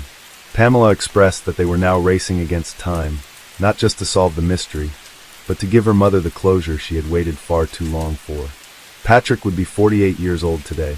The idea that he might still be alive seems more and more unlikely. And yet, the thought that he may have been kidnapped and raised by someone else still lingers in the background. If he were out there, wouldn't he have come forward by now? Still, hope doesn't fade easily.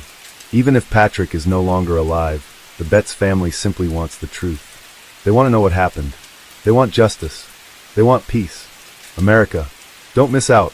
Case 5. Between 1977 and 1993, the strangled bodies of these 6 women were discovered in secluded areas around Kansas City, Missouri.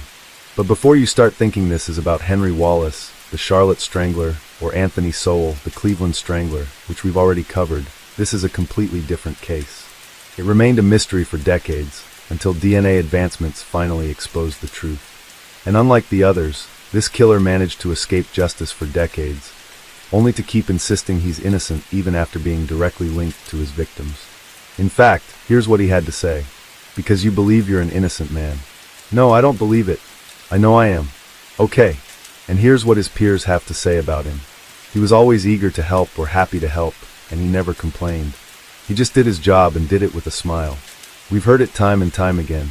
People who seem harmless, the kind you'd never suspect, turning out to be cold-blooded serial killers. And after covering so many cases, one thing stands out. Most of these killers targeted vulnerable women. Why? Because even back then, they knew the harsh truth that if a woman went missing, the cops wouldn't care. In this case, it's a chilling example of exactly that.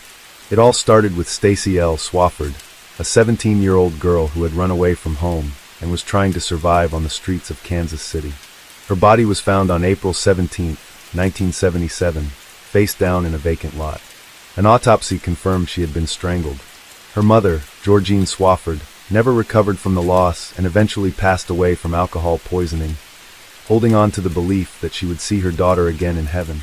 Then came Gwendolyn Kazine, the youngest of the victims. Just 15 years old, she was found on January 23, 1980. Her body left behind a building with wire wrapped around her neck and wrists. She had been working as a prostitute, and her father had reported her missing only a day before, though he hadn't seen her for over a week. Her death, like the others, was ruled as strangulation. Margaret J. Miller, another 17-year-old girl, was found on May 9, 1982, in an open field by a teenage boy walking to his grandmother's house. She had been working on Troost Avenue, and when police found her, some of her belongings were missing. The cause of death? Strangulation. Catherine M. Berry was different. She wasn't a prostitute, but a woman struggling with mental illness after the birth of her third child. She lived on the streets, accepting rides from strangers. On March 14, 1986, her body was discovered in an abandoned building, covered with leaves, a nylon stocking around her neck.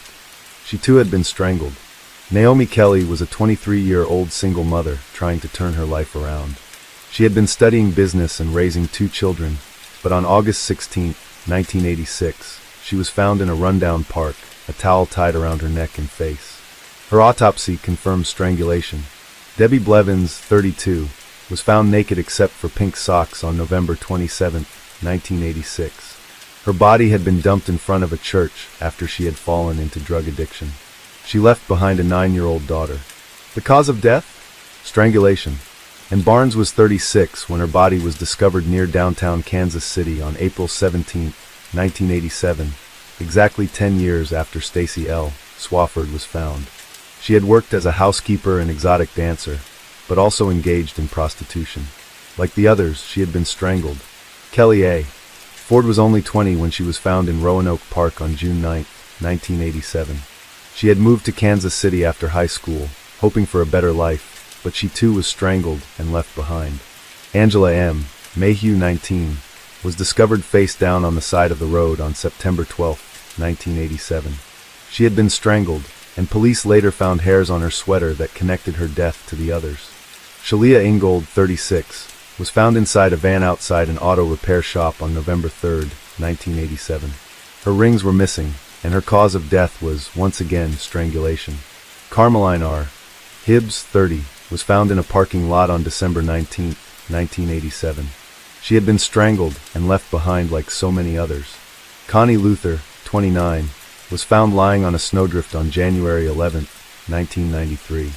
A shoelace was wrapped around her neck. She had been one of 5 children raised by a single mother who had passed away the year before. One by one women were turning up, assaulted, strangled, and left for dead. The patterns were screaming at the cops, yet somehow nobody put the pieces together. And if you think that's the worst of it, oh, you have no idea. There were more victims, so many more. But here's the part that'll make your blood boil. The man responsible was arrested multiple times for assault, and every single time he walked free. If the system had done its job, these women might still be alive. But it didn't. And the man behind this nightmare? Lorenzo Gilliard, the trash collector strangler. But here's what makes it even scarier. Lorenzo Gilliard wasn't some creepy guy lurking in the shadows. No, he was the last person you'd suspect. A hard-working trash truck driver who climbed his way up to management. A guy with a friendly smile, a solid job, and coworkers who swore he was one of the nicest people around. And that right there? That's the terrifying part. Because time and time again, history has proven that the most dangerous killers, they aren't the ones hiding in the dark. They're the ones hiding in plain sight. Born and raised in Kansas City, Missouri, Lorenzo was one of 5 children. Even as a child, his aggressive nature stood out. At school, he played sports with his brothers. but his larger-than-average size made him intimidating. And he didn't just use his strength on the field. He had a reputation for bullying smaller kids. His lack of discipline, poor grades, and constant skipping of school led him to drop out before he could even reach the 10th grade. By the mid-1960s, he met a young woman named Rena Hill, and the two quickly became a couple. Their relationship took a serious turn when Rena became pregnant, and on November 20th, 1968, they got married. But tying the knot didn't change Lorenzo's violent tendencies. Instead, he fell deeper into crime and began showing disturbing behaviors toward women. In January of 1969, he was arrested for assaulting and sexually touching a girl he knew. However, he was released after what authorities called a reconciliation agreement, in which the victim retracted her statement after Lorenzo apologized. But an apology wasn't going to stop him from harming more women. Adding to the horror, his family history was just as disturbing. In 1970, his own father, Lorenzo Gilliard Sr., was convicted of rape. Just 2 years later, Lorenzo Jr. found himself in trouble again, this time for sexually violating and assaulting another woman. She bravely identified him in a police lineup, saying he had choked her unconscious. But somehow, the authorities decided her testimony wasn't strong enough, and they dropped the charges. That single decision, letting him go, turned out to be a catastrophic mistake. In 1973, Lorenzo's violent nature wasn't just terrorizing strangers, it was destroying his own home. That year, he was arrested for physically and sexually assaulting his wife, who bravely told the police that he had been abusing her for their entire marriage. But, as expected, when a black woman is the victim, justice was nowhere to be found. Instead of real consequences, no prison time, no lasting punishment. Lorenzo walked away with nothing more than a fine and a divorce. Just like that, he was free to do it all over again. This man was beyond despicable. Not only was he abusive toward his wife, but he was aggressive toward other women in public, and the worst part, the police did absolutely nothing. Then, in February of 1974, he was arrested again, this time for attacking a 25-year-old exotic dancer. She identified him in a lineup. But just like before, the charges were magically dropped because of a so-called reconciliation agreement. And then just 5 months later, he did it again. This time, he went after a 13-year-old girl, a child. She was the daughter of a friend, and he assaulted her near the Missouri River. But when the girl changed her statement, the charges were dropped again. So let that sink in. A fully grown man harmed a 13-year-old, and he still walked free. However, this time, he got a tiny bit of punishment, if you can even call it that. He was convicted of an unlawful act with a minor and sentenced to 9 months in jail. 9 months. That's it. Less than a year. Not even long enough for the world to forget his name. And somehow, after all of this, he got married again. But of course, that didn't last long. His second wife left him, saying the same thing his first wife did. He was violent, abusive, and dangerous. Then, in the late 1970s, he got married a third time. Can you believe it? Even with all the evil he had done, he still managed to convince another woman he was worth marrying. By 1979, he was back at it again. This time, he attacked a young couple, assaulting the woman and threatening to kill her fiancé. Both victims identified him as their attacker. Yet somehow, at his trial in September of 1980, a jury acquitted him due to lack of evidence.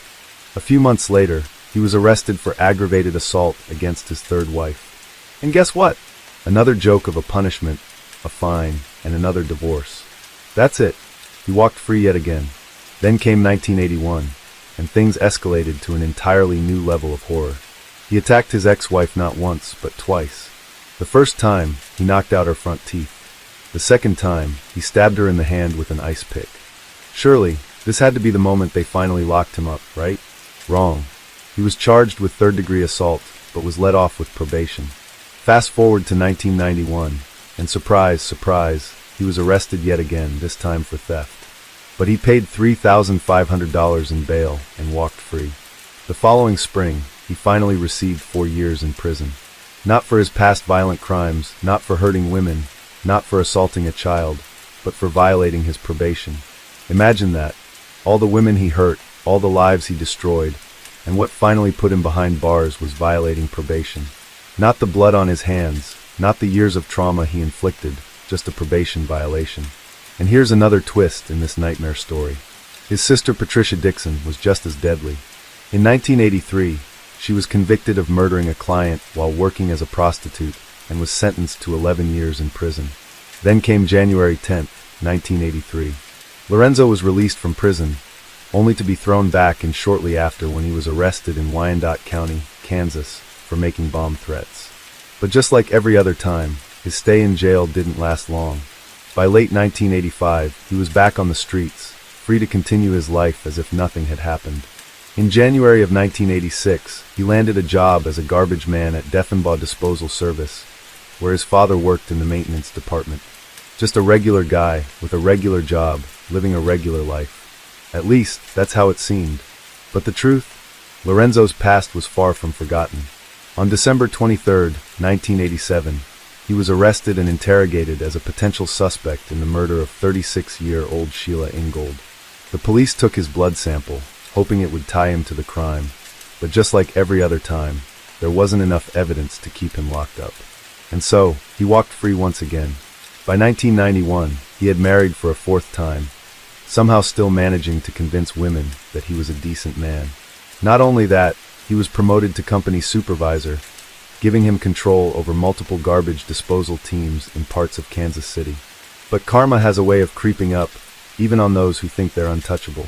In July of 1996, one of Lorenzo's neighbors went to the police, accusing him of sexual harassment. She claimed that the harassment had been happening since September of 1995, nearly a year of torment. And yet, even after she came forward, no charges were brought against him. The result? She was the one who had to leave. She moved away, forced to uproot her life because law enforcement refused to help her. That's the reality of the world we live in. When justice fails, victims are left with no choice but to save themselves. But something strange happened after that. Lorenzo seemed to go quiet. From 1993 onward, there were no known crimes attached to his name. Friends and acquaintances began speaking about him in a positive light, as if his past had somehow been wiped clean. That is, until 2001, when the Kansas City Police Department received a multi-million-dollar federal grant to re-examine cold cases using new DNA technology. And that's when the truth finally surfaced. The blood sample taken from Lorenzo back in 1987 was tested again, and this time there was no escaping justice. Lorenzo Gilliard was conclusively linked to the murders of 6 women, including Sheila Ingold, the very woman he had been suspected of killing years before. But that wasn't all. Circumstantial evidence connected him to 6 more murders, bringing the total to at least 12 victims. His victims, women between the ages of 15 and 36, had all been killed the same way, strangled with nylon stockings, shoelaces, or wire. Their bodies were dumped in landfills, snowdrifts, abandoned buildings, vans, fields, and parking lots, discarded like trash. And yet despite the pattern, despite the overwhelming number of victims, no one had rushed to solve their cases. No one had sounded the alarm that a serial killer was hunting women in Kansas City. Why? Because of who his victims were. Most of them were sex workers, women whose society had already turned its back on. Their deaths barely made the news. Their cases were brushed aside. No headlines, no national coverage, no public outcry. Just another woman found dead in a landfill, barely more than a footnote in history. In addition to the women we already know Lorenzo Gilliard killed, there were others. Women whose lives ended in the same brutal fashion, discarded as if they never mattered. Investigators suspected more victims, but not all of their names were made public. Then, on June 23, 2006, a breakthrough came. DNA analysis linked Gilliard to yet another murder. Helga Kruger, a 26-year-old Austrian immigrant, came to America chasing the promise of a better life. Instead, in February of 1989, she met a violent and tragic end. Her body was discovered, strangled with a towel. The eerie similarities between her death and the others painted a chilling picture, almost like a ritual. Yet for years, no one connected the dots. And that's the real tragedy. These women were forgotten because they were seen as disposable. They weren't high-profile cases. They weren't wealthy. And many of them didn't have families desperately searching for them. Some weren't even reported missing. They were women who slipped through the cracks of society, making them the perfect prey for a man like Lorenzo Gilliard. And it wasn't until January of 2007 that Gilliard's luck ran out. His attorneys struck a deal with prosecutors. If he agreed to waive his right to a jury trial, the death penalty would be taken off the table. It was a desperate move, but one that ensured he would at least have the slimmest chance at avoiding the harshest sentence. The trial began on March 5th, and the prosecution built their case on DNA evidence, linking Gilliard to the victims. The evidence was undeniable. His DNA was found on multiple women, placing him at the scene of the murders. And yet, he never broke. Every single victim had something in common. They were all found in isolated locations. They were all strangled. They all showed signs of struggling. They were all missing their shoes, and almost every one of them had been sexually assaulted. It was a clear pattern, a signature, and it pointed straight to Gilliard. Still, he refused to admit guilt. Even when confronted with forensic proof, he insisted he had never met the victims. But when every single prostitute you've been with ends up dead, when your DNA is found on their bodies just before their murders, how do you continue to claim innocence? The arrogance of it is staggering. Maybe he thought he could talk his way out of it, just like he had for decades. Maybe he thought the justice system would fail these women one last time. But this time, his lies weren't enough. His luck had finally run out. 12 days later, on March 17, 2007, Lorenzo Gilliard was convicted of 6 murders and sentenced to life in prison without the possibility of parole. He was found guilty of killing Catherine Barry, Naomi Kelly and Barnes, Kelly Ford, Sheila Ingold, and Carmeline Hibbs. Though evidence linked him to other murders, some cases couldn't be proven beyond a reasonable doubt, so he wasn't convicted for those. But whether the courts officially acknowledged them or not, everyone knew the truth. This man had killed far more than 6 women. He was one of the most prolific serial killers in Missouri's history, and yet his name is barely spoken. Then, in 2018, Gilliard resurfaced in the public eye when British journalist Piers Morgan confronted him in a televised prison interview. Morgan didn't waste time with small talk. He asked him point blank if he thought people were stupid enough to believe his denials. The question cut through Gilliard's composure, and instead of answering, he ripped off his microphone and stormed out.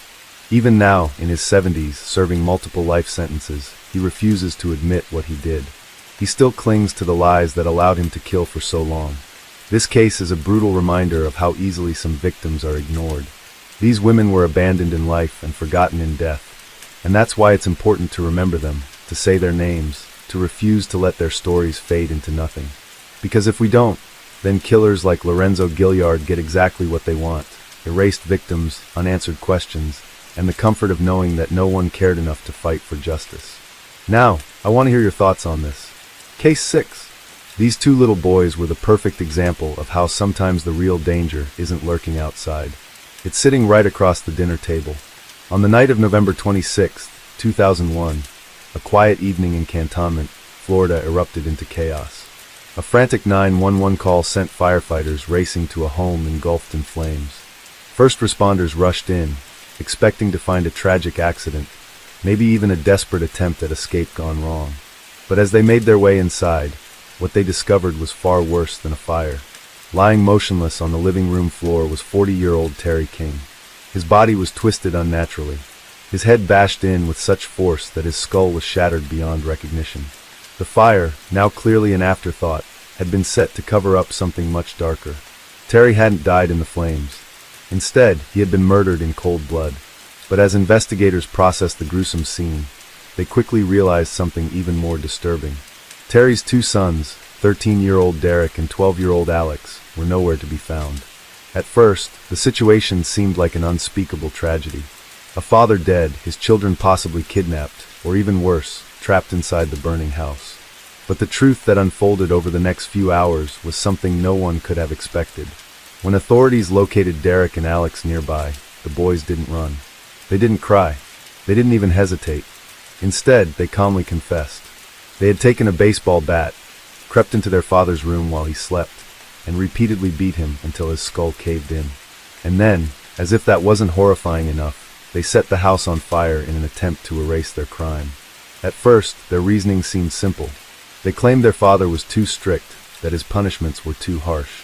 Spankings, rules, a home with too many restrictions. That was why they did it, they said. But something about their confession felt off. Their words were rehearsed, their emotions strangely absent. And then, just as quickly as they had admitted to the crime, they changed their story. Now, they said they weren't acting alone. A new name surfaced: 40-year-old Ricky Chavez, a local man who had been a family friend. According to the boys, Chavez had manipulated them, convinced them to kill their father, and after the crime, took them in, washing their bloody clothes and coaching them on what to say. He had given them a place to stay, a place where they wouldn't have to follow rules or face their father's discipline. But when pressed for details, the story changed yet again. Suddenly, Derek and Alex claimed that they never killed their father at all. Ricky Chavez had done it, they insisted. He had beaten Terry to death, then forced them to take the blame. Each new version of events contradicted the last, leaving investigators struggling to separate truth from lies. But then a chilling revelation came to light, one that would shake the case to its core. Alex revealed that his relationship with Ricky Chavez wasn't just that of a family friend. According to him, Chavez had manipulated him into believing they were in love. He described a twisted dynamic where Chavez, a grown man, had taken advantage of him, convincing him that they shared something special. With every revelation, the case became more unsettling. Was this the story of two boys rebelling against an overly strict father? Or were they victims themselves, manipulated by a predator who had used them to carry out his own dark agenda? Before we begin to dissect every inch of this case, let's take a moment to understand the King family first. Terry Lee King was born in Florida on April 17, 1961. He met Janet Little at a young age, and by the time Terry was 23, the two had started living together. They went on to have two sons, Derek, born in 1988, and Alex, who followed just 14 months later. Life wasn't easy for the young couple. Financial struggles weighed them down, and by the time their boys were just toddlers, things took a turn for the worse. Their relationship fell apart, but even after breaking up, Terry and Janet continued living under the same roof for about 2 years. During this time, Janet gave birth to twins fathered by another man. Despite their split, Terry attempted to co-parent all 4 children with Janet, trying to make the best of a complicated situation. But raising 4 young children with limited resources became overwhelming. Desperate for a solution, the couple turned to the Heritage Christian Academy, a church-run institution that provided shelter for struggling families. The director introduced them to the idea of open adoptions, assuring them that their children would live with new families while still staying in touch with their biological parents. Believing this was in their children's best interest, Terry and Janet made the heartbreaking decision to give them up. Soon after, Janet moved out of Terry's home, leaving him behind to start over. Terry picked up another job, but it paid little, and he was barely getting by. 8 months later, another blow hit the family. The church shut down, unable to afford the costs of caring for the children. The 4 siblings were separated, each sent to different families across the state.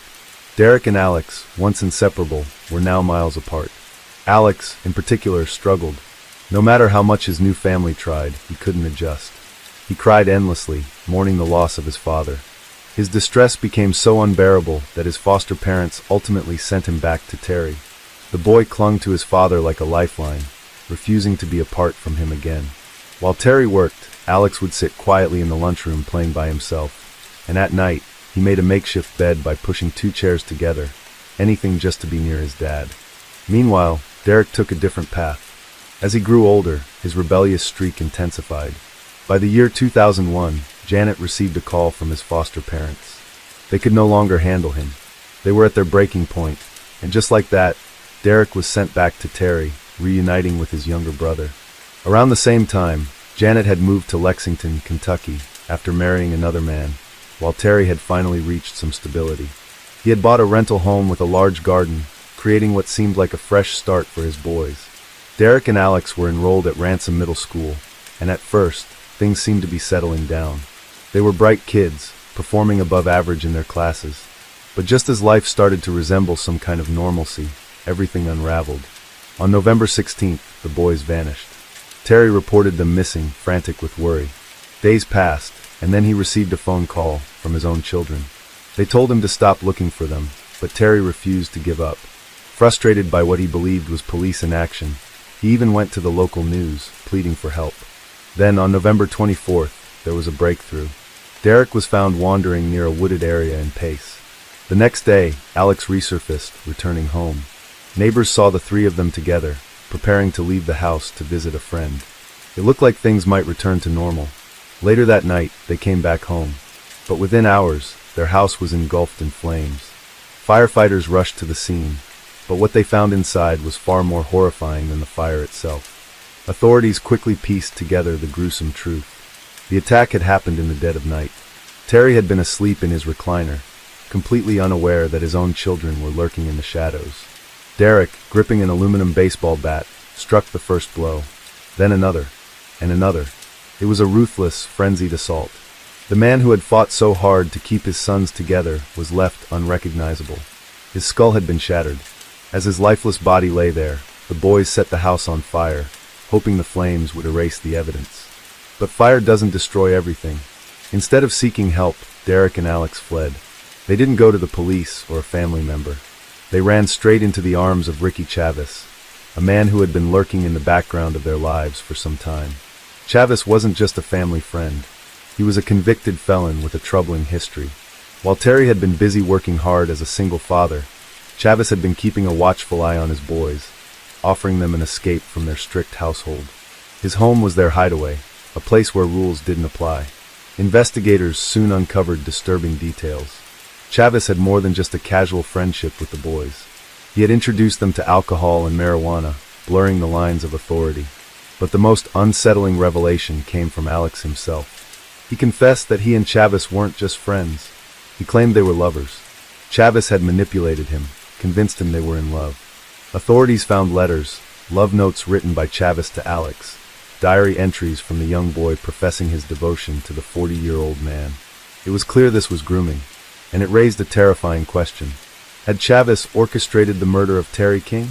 To understand just how deep Chavez's influence ran, you have to understand who he was in their lives. Every neighborhood has that one house, the one where kids gather, where rules are flexible, where no one asks too many questions. For Derek and Alex, that house belonged to Ricky Chavez. To some, he was just a friendly neighbor, the guy who let kids hang out at his place, play video games, and escape their troubles. But to others, there was something unsettling about him. Rumors swirled. Over the years, multiple minors had come forward with allegations of inappropriate relationships with Chavez. Yet, somehow, nothing ever stuck. As a father juggling work and raising 2 kids, Terry King had no idea about Chavez's past when he first allowed his sons to spend time there. As a struggling single father, he saw it as a blessing, someone willing to watch over Derek and Alex when he was working long hours. But the relationship between Chavez and the boys became too close. Prosecutors had a tangled case on their hands. 2 minors accused of patricide, a felon with suspicious ties to them, and a defense riddled with inconsistencies in statements of 2 young, angry boys. Alex took the stand first, his testimony retelling a horrific tale. On the night of the murder, he claimed, Chavez had sneaked into the house while Terry was asleep. The brothers had been woken and led outside, told to wait in the car while Chavez carried out the evils that he had kept hidden all these years. It wasn't until they reached Chavez's home that he revealed the truth. Terry, their father, was dead. The crime, he insisted, had been for them.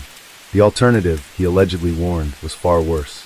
Terry would have never allowed them to live with Chavez, even if it meant taking their lives himself. As the jury absorbed the disturbing details, Derek King supported his brother's version of events, though his emotions overwhelmed him. He spoke of how Chavez had promised them a better life, a life where they would be free, taken care of, and given everything they wanted. Yet, as he tried to put into words the gravity of what had happened, his composure shattered, which revealed the confusion of a child caught in the midst of something far beyond his understanding. With the prosecution's case laid out, the defense turned its attention to one crucial element, the confession. When the boys had first been arrested, they had admitted to the crime, offering chilling descriptions of their father's final moments. The defense seized upon this and argued that their detailed account clearly showed they had been present during the attack, not waiting outside in Chavez's car as they now claimed. The jury deliberated, reaching a decision in a short time. However, the verdict was sealed, its contents hidden until the conclusion of the second trial, the one in which Alex and Derek King, still barely more than children, would stand accused of the same crime. As the trial of the King brothers commenced, the 2 young defendants now sat in the courtroom in their best clothes, no longer just witnesses but accused murderers. The prosecution put forth an argument backed by tangible evidence that Alex had harbored a deep resentment toward his father and had convinced his younger brother to act. The motive, they argued, lay in Alex's infatuation with Chavez, a man who had fed him fantasies of love and freedom from his evil father. This was backed by the letters that were found at the scene, one of which read something like this: My life used to be cloudy before I made friends with Rick. My ultimate goal in life now is what is. It is about sharing your life with someone else's. Before I met Rick, I was straight, but now I am gay. Unlike before, Derek did not testify, but Alex once again took the stand.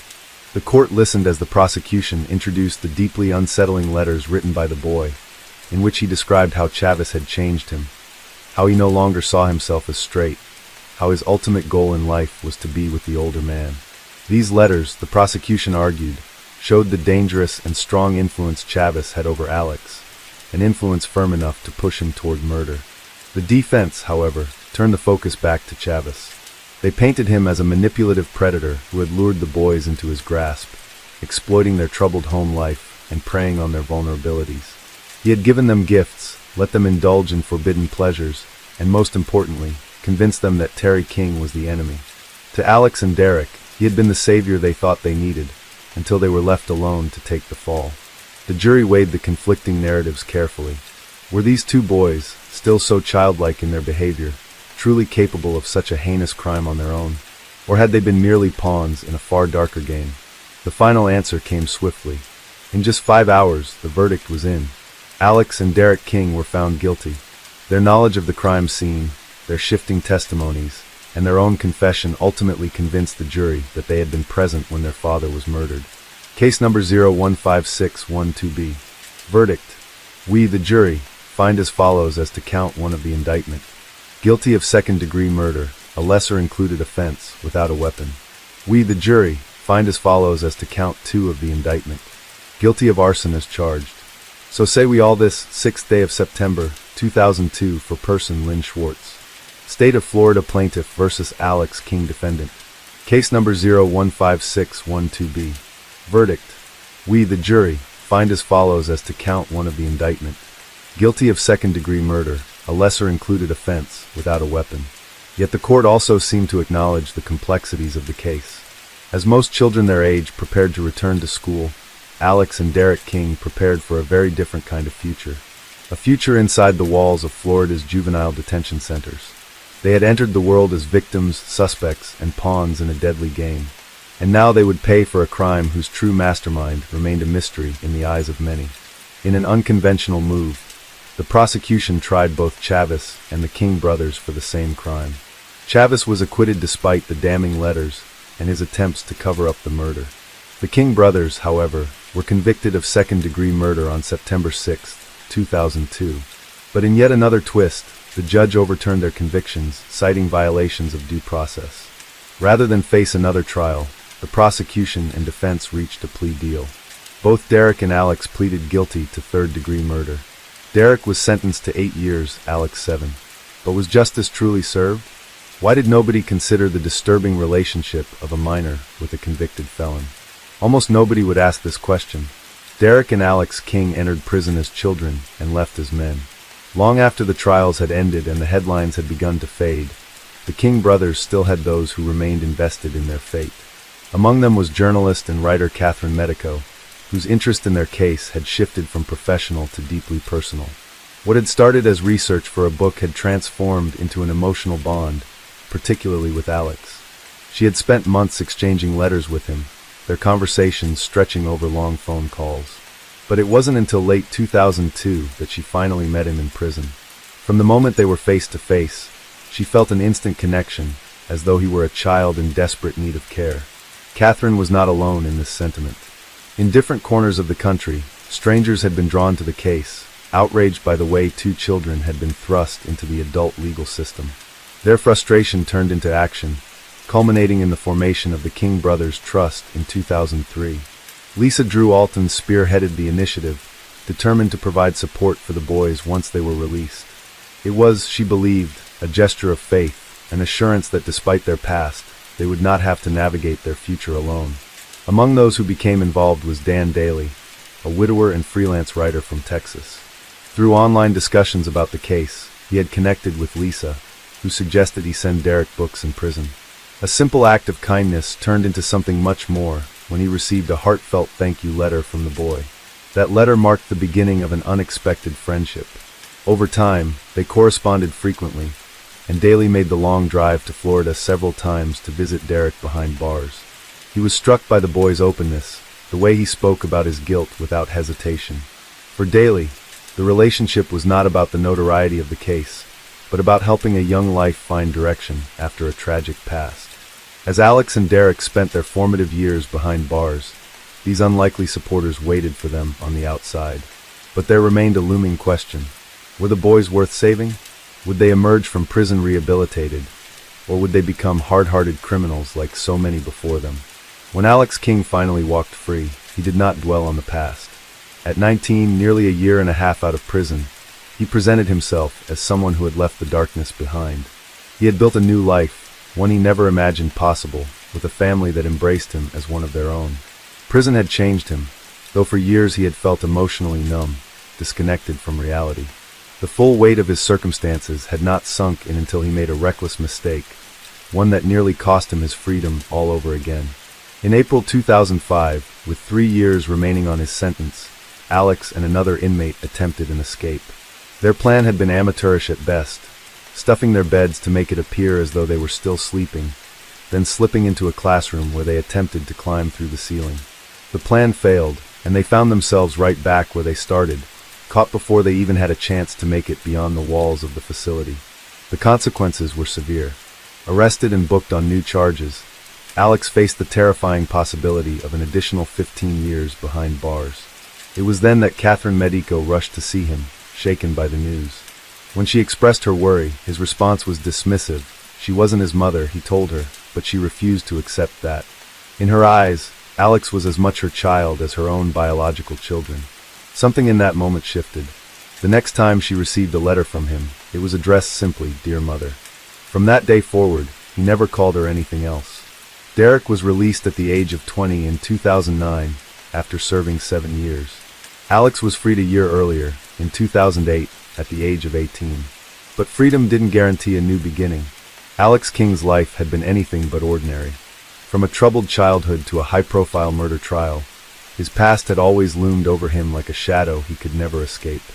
And now, at just 35 years old, his story had come to a tragic end. For years, Alex struggled with drug addiction, a battle that, according to his uncle Greg King, had consumed him. The last time Greg saw Alex was 5 years ago in Pensacola. He had urged his nephew to enter a rehab program, but Alex found it difficult to handle confinement yet again. Whether it was prison walls or the strict rules of rehab, he always found a way to run. On April 14th, Alex was found unresponsive in Missoula, Montana, after a drug overdose. Doctors at Providence St. Patrick Hospital fought to save him, but the damage had been done. It wasn't his first overdose in recent weeks. In fact, the doctor treating him recognized him immediately. Alex had already been in the hospital several times before. This time around, however, he wasn't so lucky. His heart had stopped. Medical staff worked desperately to revive him, but after days on life support, Alex King was declared legally dead on April 23, 2024. His family gathered for a final goodbye, though not in person. His last moments were witnessed through a screen, a heartbreaking farewell from miles away. He had once been the boy at the center of a case that captivated the nation, the child who made a confession that changed everything. But in the end, Alex King was just another lost soul, caught in the tight grip of a past that never let him go. And Ricky Chavez? He remains incarcerated, serving a 35-year sentence, not for murder, but for false imprisonment and being an accessory to the crime. The murder of Terry King also ignited a media firestorm. Were the boys victims of abuse or cold-blooded killers? A book, A Perversion of Justice, a Southern Tragedy of Murder, Lies and Innocence Betrayed, argued that they were innocent. But Assistant State Attorney David Rimmer had his own take. There will always be people who believe Derek and Alex are innocent, just like there will always be people who believe that Michael Jackson is innocent. The murder of Terry King was not just a local tragedy. It became a nationwide sensation, dividing public opinion and sparking heated debates about justice, abuse, and manipulation. One of the most controversial takes on the case came from authors Catherine Medico and Molly Barrows in their book, A Perversion of Justice, a Southern Tragedy of Murder, Lies and Innocence Betrayed. The book painted the King brothers not as cold-blooded killers, but as victims, children caught in a web of manipulation and discrepancies in the legal system. It suggested that the justice system failed them, raising a question that left goosebumps. Were the boys innocent all along? Years after their release, Derek and Alex King sat down for an exclusive Dateline NBC interview in a special titled Second Chances. For the first time in years, the brothers reunited on camera, their faces now marked by time and the weight of their past. They reflected on the choices that led them to that fateful night and the scars they carried from it. The case was also the subject of Evil Kin Season 1, Episode 5, titled Deadly Darlings. The episode delved deep into the chilling bond between the King brothers and the sinister influence of Ricky Chavez. The legal battle that followed was examined in American Justice Season 12, Episode 21, Blood Brothers, the Derek and Alex King case. It presented the twists and turns of the trial, leaving audiences to decide, were these boys monsters or merely pawns in a much larger, darker game? Even decades later, the story of Terry King's murder remains as unsettling as ever. Some still believe justice was served, while others insist that the full truth has yet to be uncovered. Case 7. This was the last the world saw of Raymond Radema, jailed for life for killing 7 people. This man was convicted of slaughtering 7 people, including his own children, and as you can see, he still had the audacity to blow a kiss at the camera as if nothing had happened.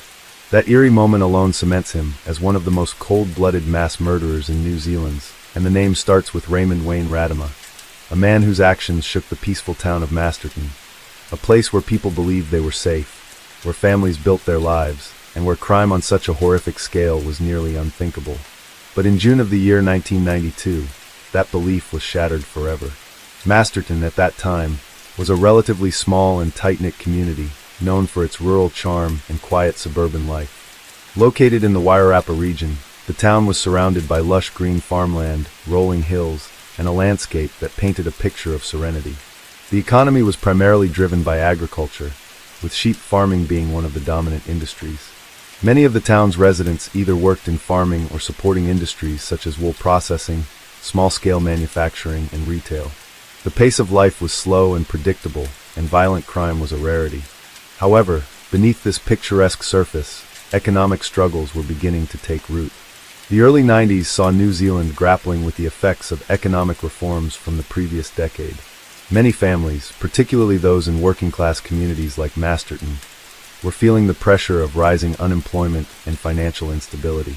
Jobs were scarce, wages were low, and welfare support was often inadequate. For someone like Radema, who was already struggling to provide for his family, these factors only added to his growing frustration and desperation.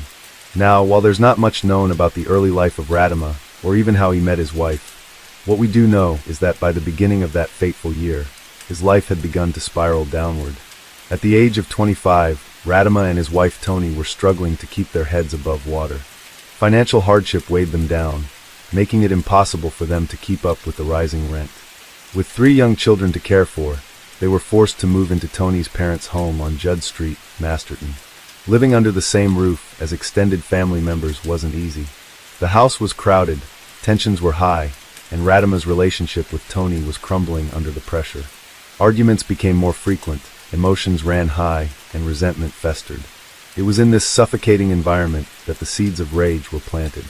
As the months dragged on, Radema's anger only grew. It wasn't just the financial struggles, though they played a significant role. It was the feeling of being powerless, of being unwanted, of watching his world crumble before his eyes. He reached out for help. He sought assistance from social services, hoping for some relief, some way to get back on his feet. But the help he needed never came. He was left to stew in his despair, and that despair quickly turned into a murderous rage. By June, Radema's marriage had completely fallen apart. A serious altercation between him, his wife, and her family was the final breaking point. He was thrown out of the house, rejected, cast aside. With nowhere to go and no support, his mind began to unravel. Days of little sleep, wandering with nothing but his anger and hopelessness for company, led him to one horrifying conclusion. If he couldn't have his family, no one would. On the night of June 26, 1992, Toni left the house to meet her parents, Philip and Rebecca Ferguson, at a local pub. She left behind her 3 young sons, Pierre, Barney, and Stacy, under the care of her sister, Nicola. Also in the house that night were Toni's brother, Philip, Nicola's de facto partner, Bevan Tepu, and their young son, Stephen. It was at precisely 9:25 in the evening, when Raymond Radama stormed back into the house, armed with a knife and a softball bat. The brutal attack that followed was nothing short of a massacre. He slaughtered everyone inside.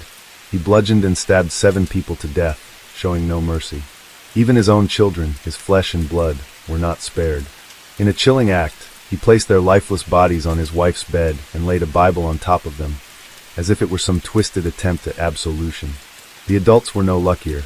He piled their bodies on top of one another in another bedroom, stacking them like objects in a scene too gruesome to comprehend. But Radama's bloodlust was not yet satisfied. He sat in the house, waiting for Tony and her parents to return, so he could finish what he had started. When they finally walked through the door, the nightmare continued. Nicola's father, Philip, was the first to be attacked. Radama swung the softball bat with full force, striking him in a brutal assault. But this time things did not go according to plan. In the chaos, Tony managed to escape, running for her life to call for help. When the police arrived, the carnage they witnessed would haunt them for the rest of their lives. Blood soaked the floors, lifeless bodies filled the rooms, and in the midst of it all was Raymond Radama, subdued, restrained, and no longer in control. Nicola's father, Philip, had overpowered him, preventing an even greater tragedy. The news of the massacre spread like wildfire. New Zealand had never seen such a horrifying crime.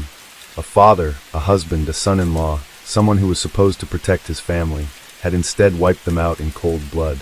The community of Masterton was left reeling, struggling to understand how something so monstrous could have happened in their quiet town. Radama was arrested on the scene and taken into custody. His initial demeanor was eerily calm, as if he had accepted his fate. He offered little resistance, making no attempt to flee. During questioning, he showed minimal emotion, providing cold, matter-of-fact responses.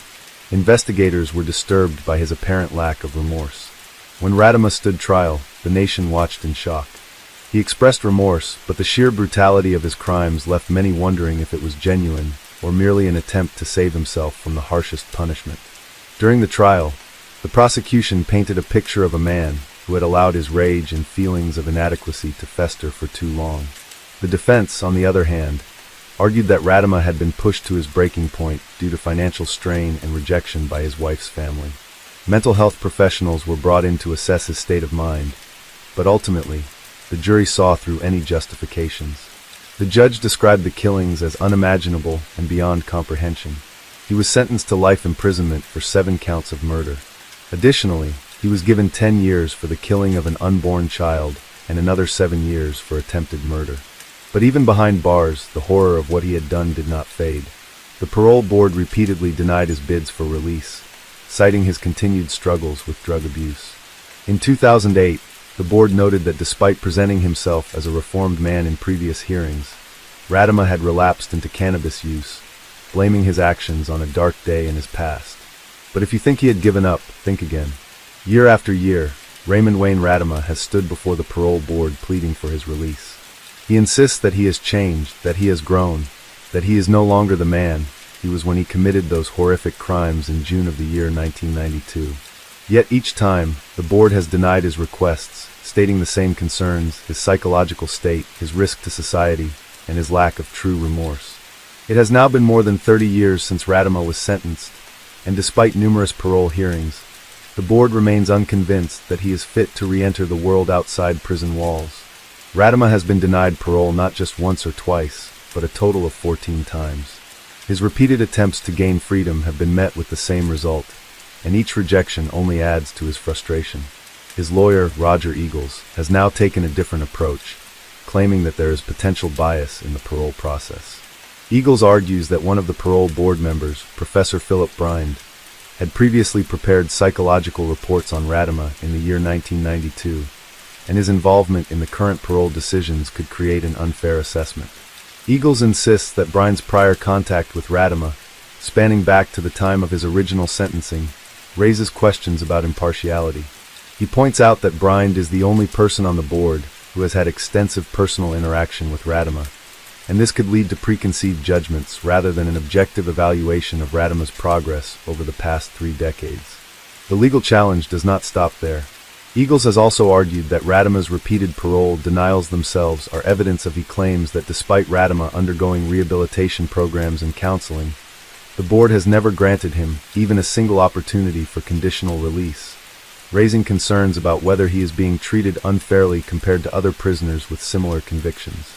However, the parole board has maintained its stance, insisting that every hearing is based on up-to-date psychological evaluations and risk assessments rather than relying on reports from the past. They argue that Radima's continued imprisonment is not the result of bias, but rather the outcome of his failure to meet the necessary criteria for release. Justice Lisa Preston, who is currently reviewing the case, has questioned why Radima himself did not object to Brian's presence on the board. Eagles responded by saying that it was not Radima's responsibility to point out the issue, as he lacks the legal expertise and education to fully understand the implications of Brian's involvement. Eagles further stated that Radima has significant academic difficulties due to his background, and that it should have been the responsibility of the chairperson to raise the matter. He insists that the failure to do so places an unfair burden on Radima and undermines the fairness of the parole process. Another point of contention in Radima's case is the way his parole hearings have been conducted. Eagles has argued that previous hearings have gone off track, with the board focusing too much on questioning Radima about his motivations for the crimes and the impact on his victims. He claims that the discussions have shifted from evaluating whether Radima is fit for release to revisiting his past, which should not be the central focus of the hearings. Eagles contends that while it is understandable for the board to consider the severity of Radima's crimes, parole decisions should be based on his rehabilitation and risk factors in the present rather than continuously re-examining the past. In the year 2021, it was revealed that Radima had begun a relationship with a woman who had suffered childhood trauma. The board expressed concerns about this relationship, fearing that it could be a trigger for another violent episode.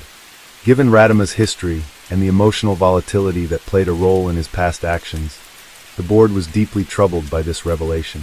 They questioned whether Radima was capable of forming healthy relationships, or if this new connection was a sign of unresolved psychological issues. Despite attending nearly 100 sessions with a psychologist, board members still believed Radima lacked insight into his crimes, which made them skeptical of his ability to maintain a stable and responsible relationship outside of prison. The concern was not just about Radima himself, but also about the potential harm that could come to his partner if he were released without proper safeguards in place. During one of his parole hearings, Radima made a statement that only reinforced the board's concerns.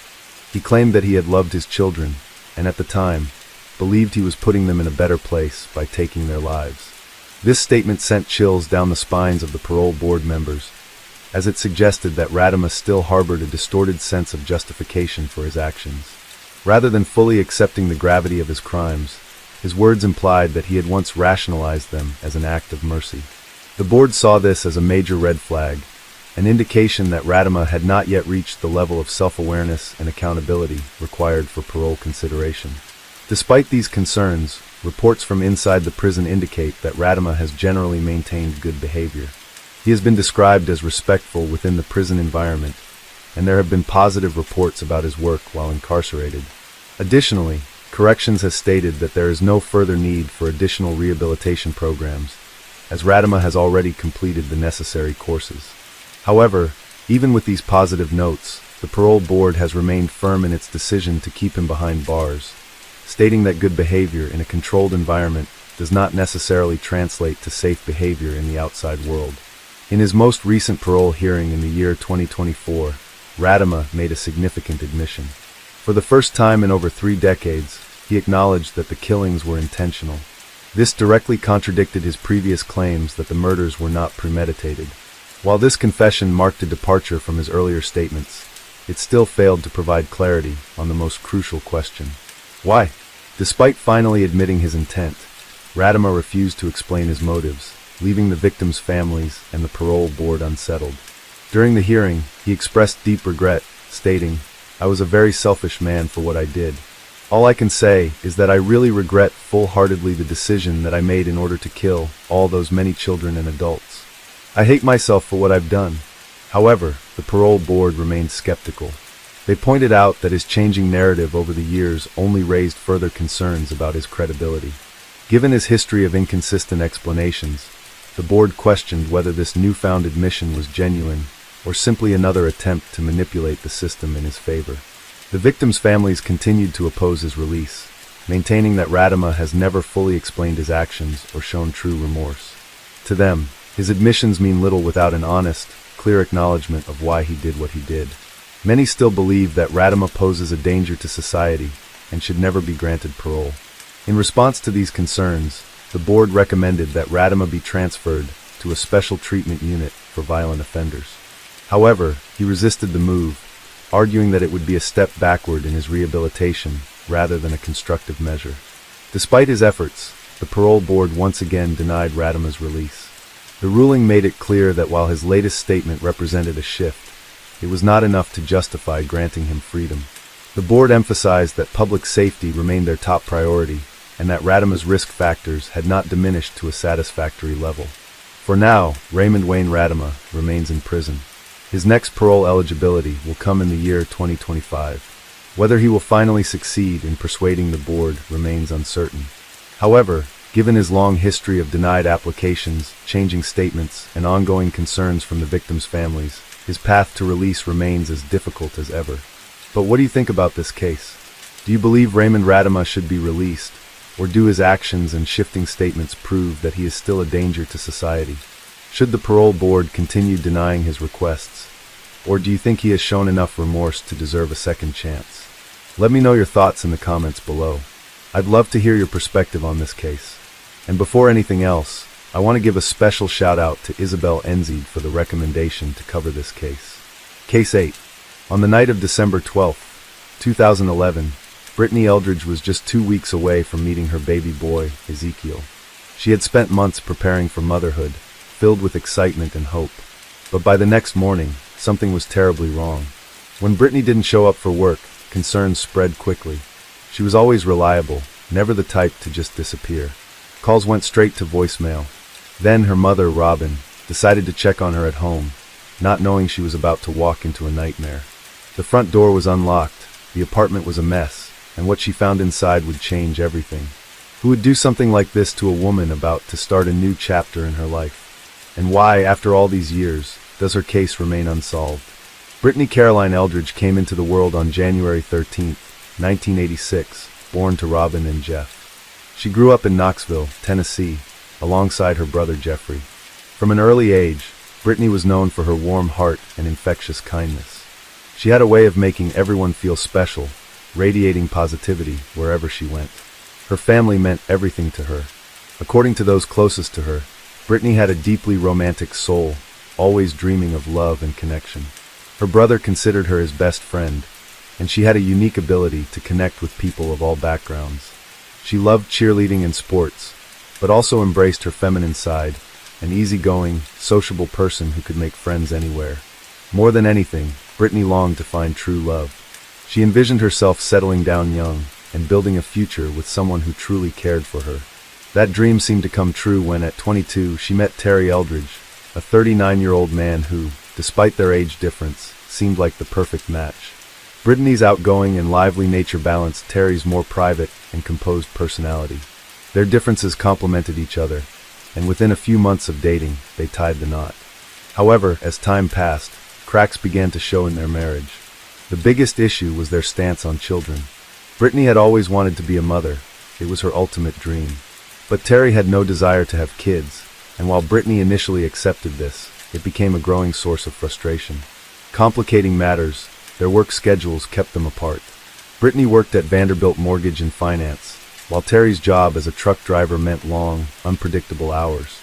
Though their marriage wasn't filled with dramatic fights, their connection gradually faded. 3 years into their marriage, as Brittany struggled with the growing emotional distance, someone new entered her life. Norman Clark, a coworker at Vanderbilt Mortgage and Finance.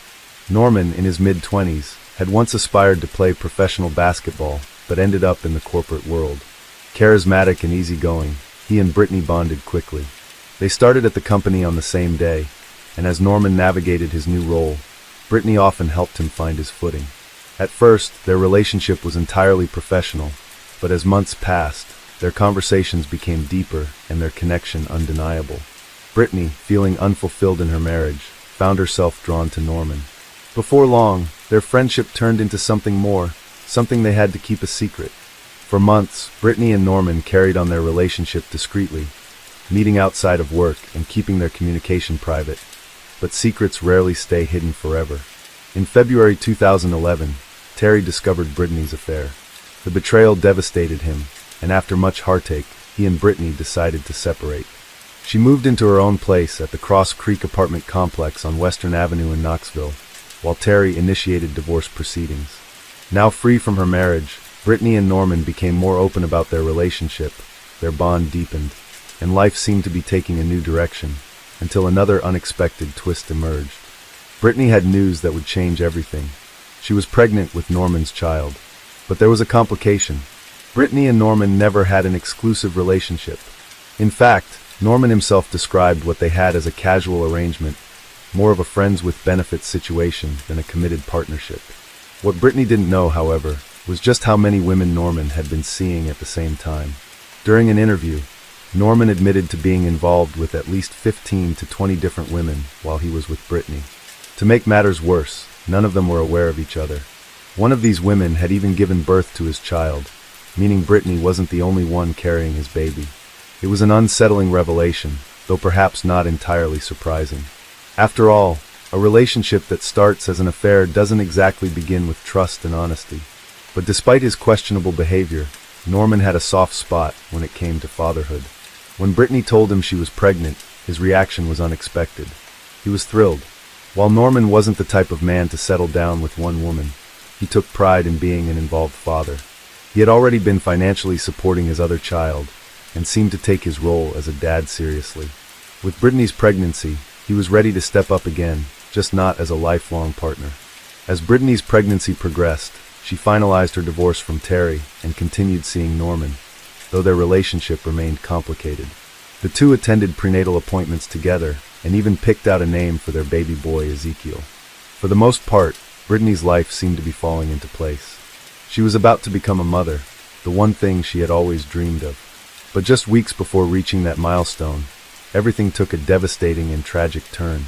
Brittany was due to give birth in December 2011, and up until then, she had continued working at Vanderbilt Mortgage and Finance. But on December 13th, just 2 weeks before her due date, she didn't show up for work. Her absence raised immediate concern. Brittany was known for being responsible, and if she had planned to take the day off, she would have let someone know. Given how far along she was in her pregnancy, her coworkers feared the worst, that something might have gone wrong. One of Brittany's closest friends and colleagues, Andrea, was also one of the few people who knew about her relationship with Norman. Sensing that something wasn't right, Andrea went to Norman and suggested that he contact Brittany's mother, Robin, to check in on her. Norman called Robin right away, asking if she had seen or heard from Brittany. The question sent a wave of dread through Robin. Something fell off. Without hesitation, she drove straight to her daughter's apartment at the Cross Creek complex on Western Avenue. When she arrived, an eerie feeling settled over her. As she reached for the door handle, she realized it was unlocked. The door creaked open effortlessly, sending a chill down her spine. Stepping inside, she was met with a disturbing sight. The living room was in complete disarray. Brittany's television had been ripped from the wall and lay shattered on the floor. Her purse had been dumped out, 2 laptops were scattered nearby, and the entire scene screamed of chaos. Robin's stomach tightened. She knew something terrible had happened. Before going any further, she did the only thing she could think of. She called 911. As she spoke to the dispatcher, she was instructed to check the apartment for Brittany and see if she was inside.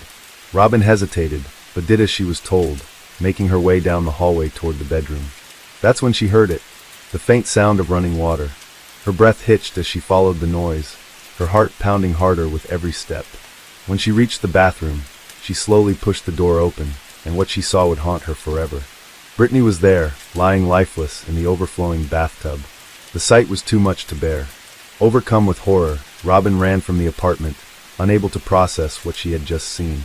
Moments later, the police arrived, securing the scene and confirming what Robin already knew. Her daughter was gone. Brittany had been strangled. Her injuries left no doubt that she had fought for her life. But the pain didn't end there. In the cruelest twist of fate, baby Ezekiel hadn't survived either. Authorities immediately launched an investigation. They removed Brittany's body for an autopsy, hoping forensic evidence would point to her killer. Meanwhile, her friends and family reeled from the devastating news, struggling to understand how something so horrific could have happened. At first glance, the theory of a robbery gone wrong seemed plausible. Brittany's apartment complex had recently experienced a string of break-ins, making it easy to assume that she had been the latest victim. But as investigators dug deeper, they began to question whether this was really the case. If Brittany had been targeted by a burglar, why was nothing of value taken? Her debit card, which had a note with the PIN number attached, remained untouched. Other valuables, including her laptops, were still in the apartment. It didn't make sense. The police were left puzzled. Violent home invasions typically don't end with the victim's life being taken, while leaving behind all the valuables. The more they examined the scene, the more it seemed like someone had staged the break-in. It appeared as though whoever was responsible had wanted it to look like a robbery, but the details didn't line up. There was no sign of forced entry, which meant Brittany had likely let her attacker in willingly, or that the person already knew how to access her home. With this in mind, the police quickly shifted their focus. This was no burglary. This was a homicide. When investigators informed Norman about Brittany's death, his reaction was caught on a dashcam. The moment he heard the news, he broke down in tears, visibly distraught, repeating, "What happened?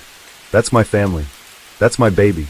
His emotional response was raw, but the police weren't ready to rule him out just yet.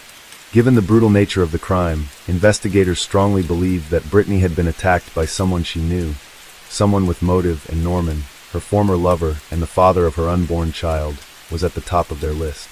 The questioning began immediately. Norman answered every question without hesitation, even voluntarily providing his DNA without a lawyer present. Then, Brittany's autopsy results came in, adding a new layer to the investigation.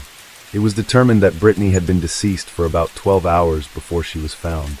More importantly, forensic analysis revealed 2 unidentified male DNA samples on her body. The police quickly compared one of them to Norman's, expecting a match, but to their surprise, it wasn't his. Now, investigators were left with more questions than answers. If Norman wasn't the source of the DNA, who was? They turned to Brittany's family for more insight into her relationship with Norman. According to her mother, Robin, Norman had always been affectionate toward Brittany. However, tensions had been building ever since Brittany announced her pregnancy. At the time, Norman had been struggling financially. He was drowning in debt, facing pressure from collectors, and even living in his parents' basement. The police couldn't ignore the possibility that the financial burden of another child had pushed him over the edge. But if Norman was responsible, how had he done it? Investigators needed to establish his whereabouts on the night of December 12th, the last time Brittany was seen alive. Text messages between the two showed that they had planned to meet at her apartment that evening to discuss their future and the baby. When questioned, Norman insisted he never made it. Instead, he claimed to have spent the night with another woman, Leanne Hahn. Leanne confirmed that she had heard Norman arriving at her home around 10:30 p.m. that night. However, phone records told a slightly different story. Norman's phone had been traced to the area near Brittany's apartment that evening. Then, at some point after 9 p.m., he turned his phone off. This raised red flags for investigators. Why would he suddenly go off the grid? And why was he near Brittany's apartment when he claimed he never went there? At the same time, police also investigated Brittany's ex-husband, Terry, but he was quickly ruled out. He had been out of town during the time of the crime, and his DNA didn't match the unknown samples found at the scene. Despite having no physical evidence directly linking Norman to the crime, police strongly believed he was involved. The motive was there. His phone records placed him at the scene. There was no forced entry, suggesting Brittany had let her attacker in willingly. But the presence of 2 unknown DNA samples complicated the case. Still, authorities moved forward. With their suspicions locked in on Norman, they arrested him and charged him with 2 counts of first-degree murder, one for Brittany and one for baby Ezekiel. Norman, however, pleaded not guilty.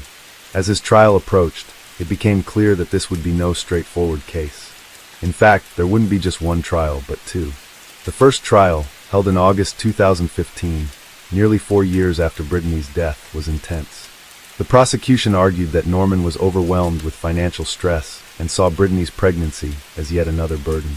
They believed that, on December 12th, he had followed through on their planned meeting, attacked Brittany in her bathroom, and staged the scene to look like a robbery. The evidence seemed to support their claims. Norman had a clear motive. His phone records contradicted his alibi. There was no sign of forced entry, further suggesting that Brittany had willingly let her attacker inside. But one major issue remained: the DNA. If Norman had committed the crime, whose DNA had been found on Brittany? Prosecutors theorized that Norman hadn't acted alone. They suggested he may have had an accomplice, someone who had helped him carry out the attack. But without concrete proof, this remained speculation. Then, the trial took another unexpected turn. A key piece of evidence was introduced: Brittany's diary. Among Brittany's personal belongings, investigators discovered a diary, one that gave them an unfiltered look into her thoughts and emotions leading up to her death. The entries painted a heartbreaking picture of her relationship with Norman. She wrote things like, "I deserve better. He never asks how I'm doing or how the baby is doing. I miss the person he used to be. Why does he seem so secretive sometimes? I do have to wonder if he's seeing someone else or multiple people. I wish he cared about me like he used to." These words revealed a growing sense of disappointment and isolation. It was clear that Norman had changed after learning about her pregnancy. But did this mean he had a motive to harm her? The defense argued otherwise. They maintained that Brittany had been the victim of a burglary gone wrong, pointing to the unknown male DNA found on her body. Their biggest argument, however, was the complete absence of Norman's DNA at the crime scene. If Norman had physically attacked Brittany, they argued, traces of his DNA should have been left behind. Given the apparent struggle that had taken place, they found it unlikely that he could have committed the crime, cleaned himself up, disposed of any incriminating evidence, staged the scene, and left the apartment without leaving behind a single shred of forensic proof. The defense also pushed back against the idea that Brittany's diary indicated any real danger. While her words expressed frustration and sadness, they weren't evidence of physical violence or threats.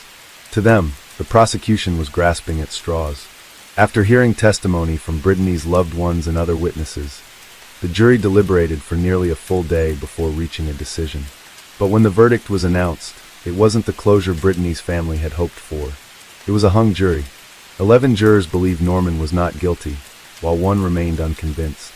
Without a unanimous decision, the case wasn't resolved, and the prosecution immediately decided to take Norman to trial again.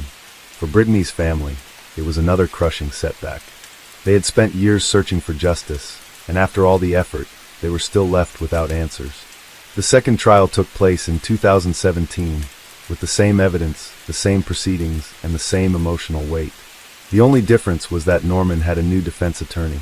His first lawyer, Greg Isaacs, was replaced by Kit Rogers, a former Knox County prosecutor. This time, the jury deliberated for nearly 5 days before reaching a decision, and once again, they failed to agree. But there was a shift. In this trial, 11 jurors voted for a guilty verdict, while only one held out in Norman's favor. It was the opposite of the first trial, but since the decision wasn't unanimous, it was another mistrial. After 2 failed attempts to convict Norman, the prosecution faced a difficult choice. Could they try him again? Would it lead to a different outcome? In January 2018, the Knox County District Attorney General made the final call not to pursue a third trial, and just like that, Norman Clark walked free. Brittany's case remains open, but without new evidence, the chances of a retrial are slim. If stronger proof ever emerges, Norman could face charges again. But for now, he remains a free man. On December 21, 2011, Brittany and baby Ezekiel were laid to rest in the same church Brittany had attended since childhood. It was a day filled with sorrow as family and friends gathered to say goodbye to a young woman whose greatest dream was to be a mother, one that was cruelly stolen from her. The Knoxville community stood by Brittany's family, offering their support, but no amount of kindness could undo the devastation they had suffered. Years have passed, but the wounds remain open. To this day, no one has been held accountable for what happened to Brittany and her unborn son. Was Norman responsible and simply got away with it? Or is the real perpetrator still out there, their secret buried with time? Brittany's family continues to wait for answers, for justice, for closure.